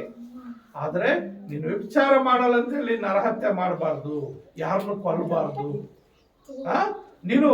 ನಾನು ವ್ಯಭಿಚಾರನೂ ಮಾಡ್ತಾ ಇಲ್ಲ, ನರಹತ್ಯೆನೂ ಮಾಡ್ತಾ ಇಲ್ಲ, ಆದ್ರೆ ಸುಳ್ಳು ಸಾಕ್ಷಿ ಹೇಳಬಾರ್ದು. ಅದು ಸುಳ್ಳು ಸಾಕ್ಷಿ ನಾನು ಹೇಳ್ತಾ ಇಲ್ಲ. ಮತ್ತೊಂದೇನಿದೆ? ಕದಿಯಬಾರದು, ಯಾವುದನ್ನು ಕದಿಯಬಾರ್ದು. ಇನ್ನೊಂದೇನಿದೆ? ತಂದೆ ತಾಯಿಗಳು ಸನ್ಮಾನಿಸಬೇಕು. ಇನ್ನೊಂದೇನಿದೆ? ಮತ್ತೊಬ್ಬನ ಹೆಂಡತಿಯನ್ನಾಗಲಿ, ಗಂಡಾಳು ಹೆಣ್ಣಾಗಲಿ, ಆಸ್ತಿ ಪಾಸ್ತಿಗಳು ಏನನ್ನು ಆಶಿಸಬಾರದು. ಅಂದ್ರೆ 10 ಆಜ್ಞೆಗಳಲ್ಲಿ 9 ಆಜ್ಞೆ ಕೈಕೊಂಡು ನಡೆದ್ರು, 1 ಆಜ್ಞೆ ಮೀರಿದ್ರೆ ನೀನು ಪಾಪ ಮಾಡುವನಾಗಿದ್ದಿ. ನ್ಯಾಯ ತೀರ್ಪಿನಲ್ಲಿ ನೀನು ನಿಂತ್ಕೊಳ್ಬೇಕಾಗುತ್ತೆ, ನ್ಯಾಯಾಸನ ಮುಂದೆ ನೀನು ನಿಂತ್ಕೊಳ್ಬೇಕಾಗುತ್ತೆ. ಆದರೆ ಪ್ರಿಯ ನನ್ನ ಸಹೋದರ ಸಹೋದರಿ, ಇಲ್ಲಿ ಏನ್ ಹೇಳ್ತಾ ಇದ್ದಾನೆ ಅಂದ್ರೆ, ವ್ಯಭಿಚಾರ ಮಾಡಬಾರದೆಂದು ಹೇಳಿದವನೇ ನರಹತ್ಯೆ ಮಾಡಬಾರದೆಂತಲೂ ಹೇಳಿದನು. ಆದ ಕಾರಣ ನೀನು ವ್ಯಭಿಚಾರ ಮಾಡದಿದ್ದರೂ ನರಹತ್ಯೆ ಮಾಡಿದರು ಧರ್ಮ ಪ್ರಮಾಣವನ್ನು ಮೀರುನಾಗಿದೆ. ನೀವು ಬಿಡುಗಡೆಯನ್ನುಂಟು ಮಾಡುವ ಧರ್ಮ ಪ್ರಮಾಣದ ಪ್ರಕಾರ ತೀರ್ಮಾನವನ್ನು ಹೊಂದತಕ್ಕವರೆಂದು ಮಾತಾಡಿರಿ, ನಡೆಯಿರಿ. ಒಬ್ರಿಗೊಬ್ರು ಮಾತಾಡ್ಬೇಕು, ನಾವು ಒಬ್ರಿಗೊಬ್ರು ಬುದ್ಧಿ ಹೇಳ್ಕೊಳ್ಬೇಕು. ನೋಡಮ್ಮ, ದೇವ್ರ ಈ ತರ ಹೇಳಿದ್ದಾನೆ, ಕದಿಬಾರ್ದು ಅಂತ ಹೇಳಿದ್ದಾನೆ, ಸುಳ್ಳು ಸಾಕ್ಷಿ ಅಂತ ಹೇಳಬಾರ್ದು ಅಂತ ಹೇಳಿದ್ದಾನೆ, ನರಹತ್ಯೆ ಮಾಡಬಾರ್ದು ಅಂತ ಹೇಳಿದ್ದಾನೆ, ತಂದೆ ತಾಯಿನ ಸನ್ಮಾನಿಸಬೇಕು ಅಂತ ಹೇಳಿದ್ದಾನೆ, ವ್ಯಭಿಚಾರ ಮಾಡಬಾರ್ದು ಅಂತ ಹೇಳಿದ್ದಾನೆ, ಮತ್ತು ಮತ್ತೊಬ್ಬರದ್ದು ಯಾವುದನ್ನು ಆಶಿಸಬಾರ್ದು ಅಂತ ಹೇಳಿದ್ದಾನೆ ಅಂತೆ. ನಾನು ವಾಟ್ಸಾಪ್ ಗ್ರೂಪ್ ಅಲ್ಲಿ ಹಾಕಿದ್ದೀನಿ. ಎಷ್ಟು ನಿನ್ನೆ ನಡೆದಿರೋ ವಾಟ್ಸಾಪ್ ಅಲ್ಲಿ ಏನಾಗಿದೆ, ಒಬ್ಬ ಆಕೆಗೆ ಕಸ ಕೊಟ್ಟು ಒಬ್ಬ ಆಕೆಗೆ 17.5 ಲಕ್ಷ ಸಿಕ್ಕಿದೆ. ಎಷ್ಟು? 17.5 ಲಕ್ಷ ಒಂದು ಮೂಟೆ ಸಿಕ್ಕಿದೆ. ಆಕೆ ತಗೊಂಡೋಗಿ ಪೊಲೀಸರು ಕೊಟ್ಟಿದ್ದಾರೆ. ಅದರಲ್ಲಿ 1 ರೂಪಾಯಿ ಕೂಡ ತಗೊಂಡಿಲ್ಲ. ಎಷ್ಟು? 1 ರೂಪಾಯಿ ಕೂಡ ತಗೊಂಡಿಲ್ಲ. 17.5 ಲಕ್ಷ ಕಸ ಗುಡಿಸೋರು, ಬೀದಿಯಲ್ಲಿ ಕಸ ಗುಡಿಸ್ತಾರೆ ಮುನ್ಸಿಪಾಲಿಟಿ ಅವರು. 17.5 ಲಕ್ಷ ಸಿಕ್ಕಿದೆ. ಆಕೆ ಮೂಟೆ ಚೀಲದಲ್ಲಿ ರೋಡಲ್ಲಿ ಬಿದ್ದೋಗಿದೆ, ಯಾರೋ ಬಿಡಿಸ್ಕೊಂಡು ಹೋಗ್ಬಿಟ್ಟಿದ್ದಾರೆ, ನೋಡ್ಕೊಂಡಿಲ್ಲ. ಅದು ತಗೊಂಡೋಗಿ ಪೊಲೀಸರು ಕೊಟ್ಟಿದೆ. ಇನ್ನೊಂದು ಕಡೆ RTO, ಆಂಧ್ರದಲ್ಲಿ RTO ಮನೆಯಲ್ಲಿ ಒಂದು ಟಾಟಾ AC ಅಷ್ಟು ದುಡ್ಡು 500 ರೂಪಾಯಿ ನೋಟುಗಳು ಲಂಚ ಇಸ್ಕೊಂಡು ಜೋಡಿಸ್ಬಿಟ್ಟಿದ್ದಾನೆ. ಇಷ್ಟು ಹೈಟ್ ಇದೆ, ಕೆಳಗಿಂದ ಇಷ್ಟು ಜೋಡಿಸಿದ್ದಾನೆ ನೋಟುಗಳು. ಯಾವುದೋ ಒಂದು ರೂಪ ಜೋಡಿಸ್ಬಿಟ್ಟಿದ್ದಾನೆ, ಕಟ್ಟು. ಈ ಲಂಚ ತಗೊಂಡ ದೇವ್ರ ರಾಜ್ಯಕ್ಕೆ ಹೋಗ್ತಾನ, ಈ ದುಡ್ಡು ವಾಪಸ್ ಕೊಟ್ಟಿರೋ ದೇವ್ರ ರಾಜ್ಯಕ್ಕೆ ಹೋಗ್ತಾನೆ. ನೋಡ, ಆಕಿ ಬಡವಳು, ಕಸ ಗುಡಿಸುವಂತವಳು, ಆದ್ರೆ ನೀತಿ ಪಾಲಿಸಿದಾಳೆ, ನಿಜಾಯಿತಿಯನ್ನು ಪಾಲಿಸಿದಾಳೆ. ಅವ್ರು ಈ ಲೋಕದಲ್ಲಿ ಕಳ್ಕೊಂಡ್ರು, ಪರಲೋಕದಲ್ಲಿ ಶಾಶ್ವತವಾದ ಒಂದು ಮನೆ ಆಕೆಗೆ ದೇವ್ರು ಕೊಡ್ತಾನೆ. ಆದ್ರಿಂದ ನಾವೇನ್ ಮಾಡ್ಬೇಕಂದ್ರೆ ದೇವರ ಆಜ್ಞೆಗಳನ್ನ ಕೈಕೊಂಡು ನಡಿಬೇಕು. ಯಾವುದೇ ಕಾರಣಕ್ಕೂ ದೇವರ ಆಜ್ಞೆ ನೀರು ನಡಿಬಾರ್ದು. ನೀರು ನಡೆದ್ರೆ ಅಲ್ಲಿ ನ್ಯಾಯಾಸನ ಮುಂದೆ ನಿಂತ್ಕೊಳ್ತೀವಿ, ದೇವರ ಮುಂದೆ ನಿಂತ್ಕೊಳ್ತೀವಿ. ಆಗ ದೇವ್ರೇನ್ ಮಾಡ್ತಾನೆ, ನಮ್ಗೆ ತೀರ್ಪು ಕೊಡುವ ಆತನಾಗಿರ್ತಾನೆ. ಆದ್ರಿಂದ ಪ್ರಿಯ ನನ್ನ ಸಹೋದರರೇ, ನಾವು ಯಾವತ್ತಿಗೂ ದೇವರ ವಾಕ್ಯನ ಮೀರಬಾರ್ದು. ಧರ್ಮಶಾಸ್ತ್ರವನ್ನ ನೆರವೇರಿಸೋರು ಆಗಬೇಕು. ನಾವು ದೇವ್ರ ಮಕ್ಳು ಆಗಿರ್ಬೇಕಂದ್ರೆ ಪಕ್ಷಪಾತಿಗಳಾಗಿರ್ಬಾರ್ದು. ದೇವ್ರ ಮಕ್ಳು ಆಗಿರ್ಬೇಕಂದ್ರೆ ಬಡವರನ್ನ ಶ್ರೀಮಂತರನ್ನ ಎಲ್ಲರೂ ಒಂದೇ ಸಮವಾಗಿ ನೋಡ್ಬೇಕು. ದೇವ್ರ ಮಕ್ಕಳು ಯಾಗಿರ್ಬೇಕಂದ್ರೆ ಧರ್ಮಶಾಸ್ತ್ರವನ್ನು ನೆರವೇರಿಸೋರಾಗಿರ್ಬೇಕು. ಧರ್ಮಶಾಸ್ತ್ರವನ್ನ ದೇವರು ಏನ್ ಹೇಳಿದ್ದಾನೋ ಆ ಆಜ್ಞೆಗಳನ್ನ ಕೈಕೊಂಡು ನಡೆಯಬೇಕು. ದೇವ್ರ ಮಕ್ಕಳು ಹೇಗಿರ್ಬೇಕಂದ್ರೆ ಕರುಣೆ ತೋರಿಸೋರಾಗಿರ್ಬೇಕು. ಏನು ತೋರಿಸುವಾಗಿರ್ಬೇಕು? ಕರುಣೆ. ಅಯ್ಯೋ ಪಾಪ ಅನ್ನೋದು ದೇವ್ರ ಮಕ್ಕಳಲ್ಲಿ ಇರ್ಬೇಕು. ಅನೇಕರು ಏನ್ ಮಾಡ್ತಾರಂದ್ರೆ ದೇವ್ರ ಆಶೀರ್ವಾದ ಮಾಡಿದ ಪಟ್ಟಿಗೆ ಅವ್ರ ಐಶ್ವರ್ಯಂತರಾಗ್ಬಿಟ್ರೆ, ಇಲ್ಲ ಬಂಗ್ಲೆಗಳು, ಕಾರುಗಳು, ಆಸ್ತಿ ಪಾಸ್ತಿ, ಉದ್ಯೋಗಗಳು ಎಲ್ಲ ಬಂದ್ಬಿಟ್ರೆ ಏನಾಗ್ತದಂದ್ರೆ ಬರೋದನ್ನೇ ಬಿಟ್ಬಿಡ್ತಾರೆ. ನಮ್ಮ ಚರ್ಚಿ ಬರೋಂತಾರ ಅನೇಕರು ಏನಾಗಿದ್ರೆ ಫಸ್ಟು ಅವ್ರ ಕೆಲ್ಸಗಳಿರ್ಲಿಲ್ಲ. ಅವಾಗ ಯಾವಾಗಲೂ ವಾರ ಬರ್ತಾ ಇದ್ರು, ಪ್ರಾರ್ಥನೆ ಮಾಡಿದ್ವಿ, ಕೆಲಸ ಬಂತು, ಚರ್ಚ್ಗೆ ಬರೋದು ಬಿಟ್ಬಿಟ್ರು. ಆದರೆ ಅದು ಶಾಶ್ವತವಲ್ಲ. ದೇವರೊಂದು ಸಾರಿ ಶಿಕ್ಷೆ ಕೊಡ್ತಾನೆ, ಅವ್ರನ್ನ ಲೆಕ್ಕ ಕೇಳ್ತಾನೆ. ಆದ್ರೆ ನೋಡಿ, ಜ್ಯೋತಿ ಅಲ್ಲಿಂದ ಚಿಕ್ಕಬಳ್ಳಾಪುರದಲ್ಲಿ ವಾಸ ಇರೋದು ಎಲ್ಲ. ಅವ್ರ ತಾಯಿ ಮನೆಯಲ್ಲಿದ್ದಾಗ ಎಷ್ಟು ದೂರ, ಚಿಕ್ಕಬಳ್ಳಾಪುರಕ್ಕಿಂತ ದೂರ ತಾಯಿ ಮನೆ ಒಂದು ಲೆಕ್ಕದಲ್ಲಿ ಹೇಳ್ಬೇಕಂದ್ರೆ. ಅಷ್ಟು ದೂರದಿಂದ ಸ್ವಲ್ಪ ಲೇಟ್ ಆದ್ರೂ ಚರ್ಚಿಗೆ ಬರ್ ಕಾರಣ ದೇವರ ಆಜ್ಞಾನ ಕೈಕೊಂಡು ನಡೀತಾ ಇದ್ದಾರೆ. ಇನ್ನು ಕೆಲವರು ಏನಾಗ್ತಾ ಇದ್ದಾರೆ, ನೈಟ್ ಶಿಫ್ಟ್ ಆಗಲ್ ಶಿಫ್ಟ್ ಅಂತೇಳಿ ಶಿಫ್ಟ್ಗಳಂತೇಳಿ ಆರಾಮಾಗಿ ಮನೇಲಿ ನಿಂತು ಹೋಗ್ತಾ ಇದ್ದಾರೆ. ಅಯ್ಯೋ, ರಾತ್ರಿ ಬೆಳಗ್ಗೆ ಒಬ್ರು ಫೋನ್ ಮಾಡಿದ್ರೆ ಏನ್ ಮಾಡಿದ್ರೆ, ಫೋನ್ ತೆಗೆದ್ರು, ಅಂಕಲ್ ಇನ್ನು ಈಗ ಬರ್ತಾ ಇದ್ದೀನಿ, ನಿದ್ದೆ ಬರ್ತಾ ಇದೆ ಅಂಕಲ್, 10:30 ತನಕ ನಿದ್ದೆ ಮಾಡು, ಆಮೇಲೆ ಎದ್ದು ಕೈಕಾಲು ಮುಖ ತೊಳ್ಕೊಂಡು ಚರ್ಚೆಗೆ ಆಯ್ತು ಅಂಕಲ್ ಅಂತ. ಬಂದಿಲ್ಲ ಅಂದ್ರೆ ದೇವ್ರ ಸುಳ್ಳು ಹೇಳ್ದಂಗೆ, ದೇವ್ರ ಸೇವಕರು ಸುಳ್ಳು ಹೇಳಿದ ಮೇಲೆ ಬರ್ತೀನಂತೇಳಿ ಬರ್ದೇ ಇದ್ರೆ ಅದು ತಪ್ಪು. ಇಲ್ಲ, ನನ್ಗೆ ಕೆಲಸ ಇಲ್ಲ, ಇನ್ನೊಬ್ರು ಯಾರೋ ಸಾರ್ ನಾವು ಹೊಲ ಕೊಯ್ತಾ ಇದೀವಿ, ಬರಕ್ಕಾಗಲ್ಲ. ಓಕೆ, ದೇವ್ರ ಸ್ತೋತ್ರ, ಪ್ರಾರ್ಥನೆ ಮಾಡಿ ದೇವ್ರು ನಿಮ್ಮನ್ನ ಆಶ್ರಯಿಸಲಂತೆ. ಕೆಲವರು ಈಗ ಸರ್ ಬರ್ತೀವಿ, ಕುಟುಂಬವಾಗಿ ಬರ್ತೀವಿ ಅಂತ ಹೇಳಿದವರು ಉಂಟು, ಆದ್ರೆ ಬಂದಿಲ್ಲ. ಅವಾಗ ದೇವ್ರ ಹತ್ರ ಅವ್ರ ನ್ಯಾಯ ತೀರ್ಪು ನಿಂತ್ಕೊಳ್ಬೇಕಾಗುತ್ತೆ. ಅದಕ್ಕಾಗಿ ನಾವು ಏನ್ ಮಾಡ್ಬೇಕಂದ್ರೆ ಆ ಸತ್ಯ ಪ್ರಮಾಣವನ್ನ ನೆರವೇರಿಸಬೇಕು. ಒಂದು ನ್ಯಾಯ, ಕರುಣೆ, ಒಂದು ಪ್ರೀತಿ, ದೇವರ ಪ್ರೀತಿ ಏನ್ ಮಾಡ್ಬೇಕು, ಇದು ಕರುಣೆ ತೋರಿಸೋರಾಗಿರ್ಬೇಕು. ನಾವು ನೋಡ್ತೀವಿ ಮತ್ತಾಯನ ಬರೆದ ಸುವಾರ್ತೆಯಲ್ಲಿ 18ನೇ ಅಧ್ಯಾಯ 32ರಿಂದ 35 ವಚನಗಳಲ್ಲಿ ನಾವು ನೋಡುವಾಗ ಅಲ್ಲಿ ಏನಿದೆ, ಮತ್ತಾಯನ ಬರೆದ ಸುವಾರ್ತೆ. ಅವನ ಒಡೆಯನು ಅವನನ್ನು ಕರೆಸಿ, ಎಲ್ಲಾ ನೀಚನೇ, ನೀನು ನನ್ನನ್ನು ಬೇಡಿಕೊಂಡದ್ದರಿಂದ ಆ ಸಾಲವನ್ನೆಲ್ಲ ನಾನು ಬಿಟ್ಟೆನಲ್ಲ. ನಾನು ನಿನ್ನನ್ನು ಕರುಣಿಸಿದ ಹಾಗೆ ನೀನು ಸಹ ನಿನ್ನ ಜೊತೆ ಸೇವಕನನ್ನು ಕರುಣಿಸಬಾರದಾಗಿತ್ತೇ ಎಂದು ಹೇಳಿ ಸಿಟ್ಟು ಮಾಡಿ ತನಗೆ ಕೊಡಬೇಕಾದ ಸಾಲವನ್ನು ತೀರಿಸುವ ತನಕ ಪೀಡಿಸುವವರ ಕೈಗೆ ಒಪ್ಪಿಸಿದನು. ನೋಡಿ, ಇಲ್ಲಿ ಒಂದು ಘಟನೆ ಇದೆ. ಏನಂದ್ರೆ, ಒಬ್ಬ ಸಾಹುಕಾರ ಇದ್ದಾನೆ. ಆ ಸಾಹುಕಾರನ ಹತ್ರ ಒಬ್ಬನು ಸಾಲ ಮಾಡಿದ್ದಾನೆ. ಎಷ್ಟು ಸಾಲ ಮಾಡಿದ್ದಾನೆ ಅಂದ್ರೆ ಕೋಟ್ಯಾಂತರ ರೂಪಾಯಿ. 24ನೇ ವಚನದಲ್ಲಿ ನಾವು ನೋಡುತ್ತೇವೆ. ಅವನು ಲೆಕ್ಕ ತೆಗೆದುಕೊಳ್ಳೋದಕ್ಕೆ ಪ್ರಾರಂಭ ಮಾಡಿದಾಗ ಕೋಟ್ಯಾಂತರ ಸಾಲ ಮಾಡಿದ ಒಬ್ಬನು ಅವನ ಬಳಿಗೆ ಇಡ್ತಂದರು. ಅಂದ್ರೆ ಕೋಟ್ಯಾಂತರ ರೂಪಾಯಿ ಮಾಡಿದ್ದಾರೆ ಸಾಲ.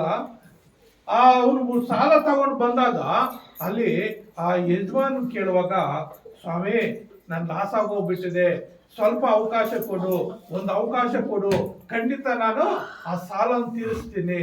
ನಾನು ತುಂಬಾ ಕಷ್ಟ ಆಗ್ಬಿಟ್ಟಿದೆ, ಬಡವನಾಗ್ಬಿಟ್ಟಿದ್ದೀನಿ ಅಂತೇಳಿ ಅವ್ನು ಬೇಡ್ಕೊಳ್ಳುವಾಗ ಯಜಮಾನು ಏನ್ ಮಾಡ್ತಾನೆ, ಅವನ ಮೇಲೆ ಕನಿಕರ ತೋರಿಸಿ ಕರುಣೆ ತೋರಿಸಿ ಅವನು ಸಾಲ ಎಲ್ಲ ಬಿಟ್ಟು ಬಿಡ್ತಾನೆ. ಏನು ಕೋಟ್ಯಾಂತರ ರೂಪಾಯಿ ಹೋದ್ರೆ ಹೋಗ್ಲೋಗ ನೀನ್ ಕೊಡ್ಬೇಡ ಅಂತೇಳಿ ಸಾಲ ಎಲ್ಲ ಬಿಟ್ಟು ಬಿಡ್ತಾನೆ. ಸರಿ, ಅಲ್ಲಿಂದ ಆಚೆ ಬರ್ತಾನೆ. ಆಚೆ ಬಂದಾಗ ಏನಾಗುತ್ತಂದ್ರೆ ಅವನಿಂದ ಅವನು ಇನ್ಯಾರಿಗೋ 100 ರೂಪಾಯಿ ಕೊಟ್ಟಿರ್ತಾನೆ. ಎಷ್ಟು?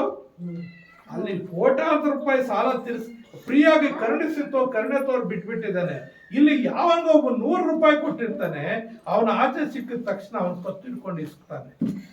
ಏನಂತ? ಕತ್ತಿಡ್ ನಾನು 100 ರೂಪಾಯಿ ಕೊಡು, 100 ರೂಪಾಯಿ ಕೊಡ್ತಿದ್ದೀನಿ, ನೀನ್ ಬಿಡಲ್ಲ ಅಂತೇಳಿ ಏನ್ ಮಾಡ್ತಾನೆ, ಕಂಪ್ಲೇಂಟ್ ಕೊಟ್ಟು ಸ್ಟೇಷನ್ಗೆ ಹಾಕ್ಬಿಡ್ತಾನೆ. ಅವನು ಏನ್ ಮಾಡ್ತಾನೆ, ಸ್ಟೇಷನ್ಗೆ ಎಷ್ಟಿಗೆ? 100 ರೂಪಾಯಿಗೆ. ಅಲ್ಲಿ ಎಷ್ಟು ಬಿಟ್ಟಿದ್ದಾನೆ ಆ ಯಜಮಾನ? ಕೋಟ್ಯಾಂತರ ರೂಪಾಯಿ ಬಿಟ್ಬಿಟ್ಟಿದ್ದಾನೆ. ಇವನ್ ಬರೀ 100 ರೂಪಾಯಿಗೆ ಏನ್ ಮಾಡ, ಅವ್ನ್ ಕತ್ತಿಸ್ಗೆ ತಗೊಂಡೋಗಿ ಜೈಲ್ಗೆ ಹಾಕ್ಸಿದ್ದಾನೆ. ಅವಾಗ ಅಲ್ಲಿ ಜೊತೆಯಲ್ಲಿ ಇದ್ದಂಥವ್ರು ಬಂದ ಯಜಮಾನ್ಗೆ ಹೇಳ್ತಾನೆ, ನೋಡಿ ಸ್ವಾಮಿ, ಅವನು ಕರುಣಿಸಿ ಅವನ ಕಷ್ಟ ನೋಡಿ ನೀನು ಕೋಟ್ಯಾಂತರ ರೂಪಾಯಿ ಸಾಲ ಬಿಟ್ಬಿಟ್ಟಿಲ್ಲ, ಅವನ ಸ್ನೇಹಿತನಿಗೆ 100 ರೂಪಾಯಿ ಕೊಟ್ಟಿದ್ದ, ಅವ್ನು ಕೊಡ್ದಿದ್ದಕ್ಕೆ ಅವನು ಕತ್ತಿಸ್ಗೆ ಜೈಲಿಗೆ ಹಾಕ್ಸಿದ್ದಾನೆ ಸ್ವಾಮಿ ಅಂತ ಹೇಳುವಾಗ, ಅವಾಗ ಅಲ್ಲಿ ಅದೇ ನಾವು ಓದಿದ್ದೀವಿ. ಏನ್ ಹೇಳ್ತಾ ಇದ್ದಾನೆ, ನಾನು 32ನೇ ವಚನ, ಆವಾಗ ಅವನ ಒಡೆಯನು ಅವನನ್ನು ಕರೆಸಿ, ಎಲ್ಲಾ ನೀಚನೆ, ನೀನು ನನ್ನನ್ನು ಬೇಡಿಕೊಂಡದ್ರಿಂದ ಆ ಸಾಲವನ್ನೆಲ್ಲ ನಾನು ಬಿಟ್ಟೆನಲ್ಲ, ನಾನು ನಿನ್ನನ್ನು ಕರುಣಿಸಿದ ಹಾಗೆ ನೀನು ಸಹ ನಿನ್ನ ಜೊತೆ ಸೇವಕನನ್ನು ಕರುಣಿಸಬಾರದಾಗಿತ್ತೆ. ಅಂದ್ರೆ ಆ ಯಜಮಾನ ಕೋಟ್ಯಾಂತರ ರೂಪಾಯಿ ಸಾಲ ಕರುಣಿಸಿ ಬಿಟ್ಬಿಟ್ಟಿದ್ದಾನೆ. ಇವ್ 100 ರೂಪಾಯಿ ಜೊತೆ ಸೇವಕನು ಜೊತೆಯಲ್ಲಿ ಕೆಲಸ ಮಾಡೋದು 100 ರೂಪಾಯಿ ಬೀಗಲಿಲ್ಲ. ಅವಾಗ ಏನಾಗುತ್ತೆ, ದೇವ್ರ ಕೋಪ ಬಂದು, ಆ ಯಜಮಾನ ಕೋಪ ಬಂದು ಪೀಡಿಸುವವ್ರಿಗೆ ಕೈಗೆ ಒಪ್ಪಿಸ್ಕೊಟ್ಬಿಡ್ತಾನೆ. ಕೈಗೆ ಒಪ್ಪಿಸ್ಕೊಟ್ಟು ಇವನು ಆ ದುಡ್ಡು ಕೊಡೋ ತನಕ ಕೋಟ್ಯಾಂತರ ರೂಪಾಯಿ ಅಷ್ಟು ಈಜಿ ಆಗಲ್ಲ. ಕೋಟ್ಯಾಂತರ ರೂಪಾಯಿ ಕೊಡೋ ತನಕ ಇವನ್ ಪೀಡಿಸ್ರಿ, ಇವ್ನ ನನ್ ಮಲ್ಕೊಳಕ್ ಕೊಡ್ಬೇಡ್ರಿ, ಇವ್ನ ಹೆಂಡತಿ ಸಂಸಾರ ಮಾಡಕ್ ಕೊಡ್ಬೇಡ್ರಿ, ಇವ್ನ ಕೆಲಸ ಮಾಡಕ್ ಕೊಡ್ಬೇಡ್ರಿ, ಊಟ ಮಾಡಕ್ ಕೂಡ ಸಮಾಧಾನ ಕೊಡ್ಬೇಡ್ರಿ. ಯಾವಾಗ್ಲೂ ಅವನಿಂದ ಬಿದ್ದು ಕೊಡು ಕೊಡು ಕೊಡು ಕೊಡು ಕೊಡು ಕೊಡು ಕೊಡು ಅಂತೇಳಿ. ಏನು ಹಿಂದೂ ಪುರಾಣಗಳಲ್ಲಿ ಒಂದಿದೆ, ಯಾವ್ದೊಂದು ಸತ್ಯ ಹರಿಶ್ಚಂದ್ರನ್ ಕತೆ ಕೇಳಿದ್ದೀರಾ? ಸತ್ಯ ಹರಿಶ್ಚಂದ್ರನ್ ಕತೆ ಕೇಳಿದ್ರೆ ಯಾರಾದ್ರು? ಅಲ್ಲಿ ಆ ಸತ್ಯ ಹರಿಶ್ಚಂದ್ರನ್ಗೆ ಅವನು ಹೆಂಡತಿನ ಮಾರಾಕ್ತಾನೆ, ಮಗನಿಗೆ ಮಾರಾಕ್ತಾನೆ, ಕೊನೆಗೆ ತನ್ನನ್ನು ತಾನೇ ಮಾರಾಡ್ಕೊಳ್ತಾನೆ ಅವ್ನು ಪೀಡಿಸುವವನ ಕೈಯಲ್ಲಿಂದ. ಯಾರೋ ಆ ವಿಶ್ವಾಮಿತ್ರ ಇಬ್ಬರು ವ್ಯಕ್ತಿಗಳು ಬಿಟ್ಬಿಡ್ತಾನೆ ಸತ್ಯ ಹರಿಶ್ಚಂದ್ರ ಹಿಂಭಾಗದಲ್ಲಿ ಪೀಡಿಸೋದಕ್ಕೆ, ಅವ್ನು ಕೊಡೋದಕ್ಕೆ ದುಡ್ಡು ಬಿಡಬೇಡ್ರಿ ಅಂತೇಳಿ. ಆಗ ಅವಾಗ ಏನಾಗುತ್ತಂದ್ರೆ ಅವನು ಆ ಪೀಡಿಸುವವರ ಕೈಗೆ ತಪ್ಪಿಸ್ಕೊಳ್ಳೋದಕ್ಕೆ ತನ್ನನ್ನು ತಾನೇ ಮಾಡ್ಕೊಂಡು ರುದ್ರನಾಗಿ ಏನ್ ಮಾಡ್ತಾನೆ, ಸ್ಮಶಾನದಲ್ಲಿ ಇದ್ದೋಗ್ತಾನೆ. ಆ ರೀತಿ ಆ ಒಂದು ಕತೆ, ಈ ಒಂದು ಅಂಶ ತೆಗೆದು ಅವರ ಪುರಾಣಗಳಲ್ಲಿ ಅದು ದೊಡ್ಡದಾಗಿ ಒಂದು ಕಥೆಯಾಗಿ ಬರೆದಿದ್ದಾರೆ. ಇಲ್ಲಿ ಏನಾಗ್ತಾ ಇದೆ ಅಂದ್ರೆ ಆ ಪೀಡಿಸೋರ್ ಕೈ ಕೊಟ್ಟು ಬಿಡ್ತಾನೆ. ಅವಾಗ ಅವ್ರ ಸ್ಥಿತಿ ಹೆಂಗಿರ್ತದೆ ನೋಡಿ. ಅದಕ್ಕೆ ಇಲ್ಲಿ ಏನ್ ಹೇಳ್ತಾ ಇದ್ದಾನೆ, ದೇವರ ಮಕ್ಕಳು ಕರುಣೆ ತೋರಿಸುವಂತರಾಗಿರ್ಬೇಕು.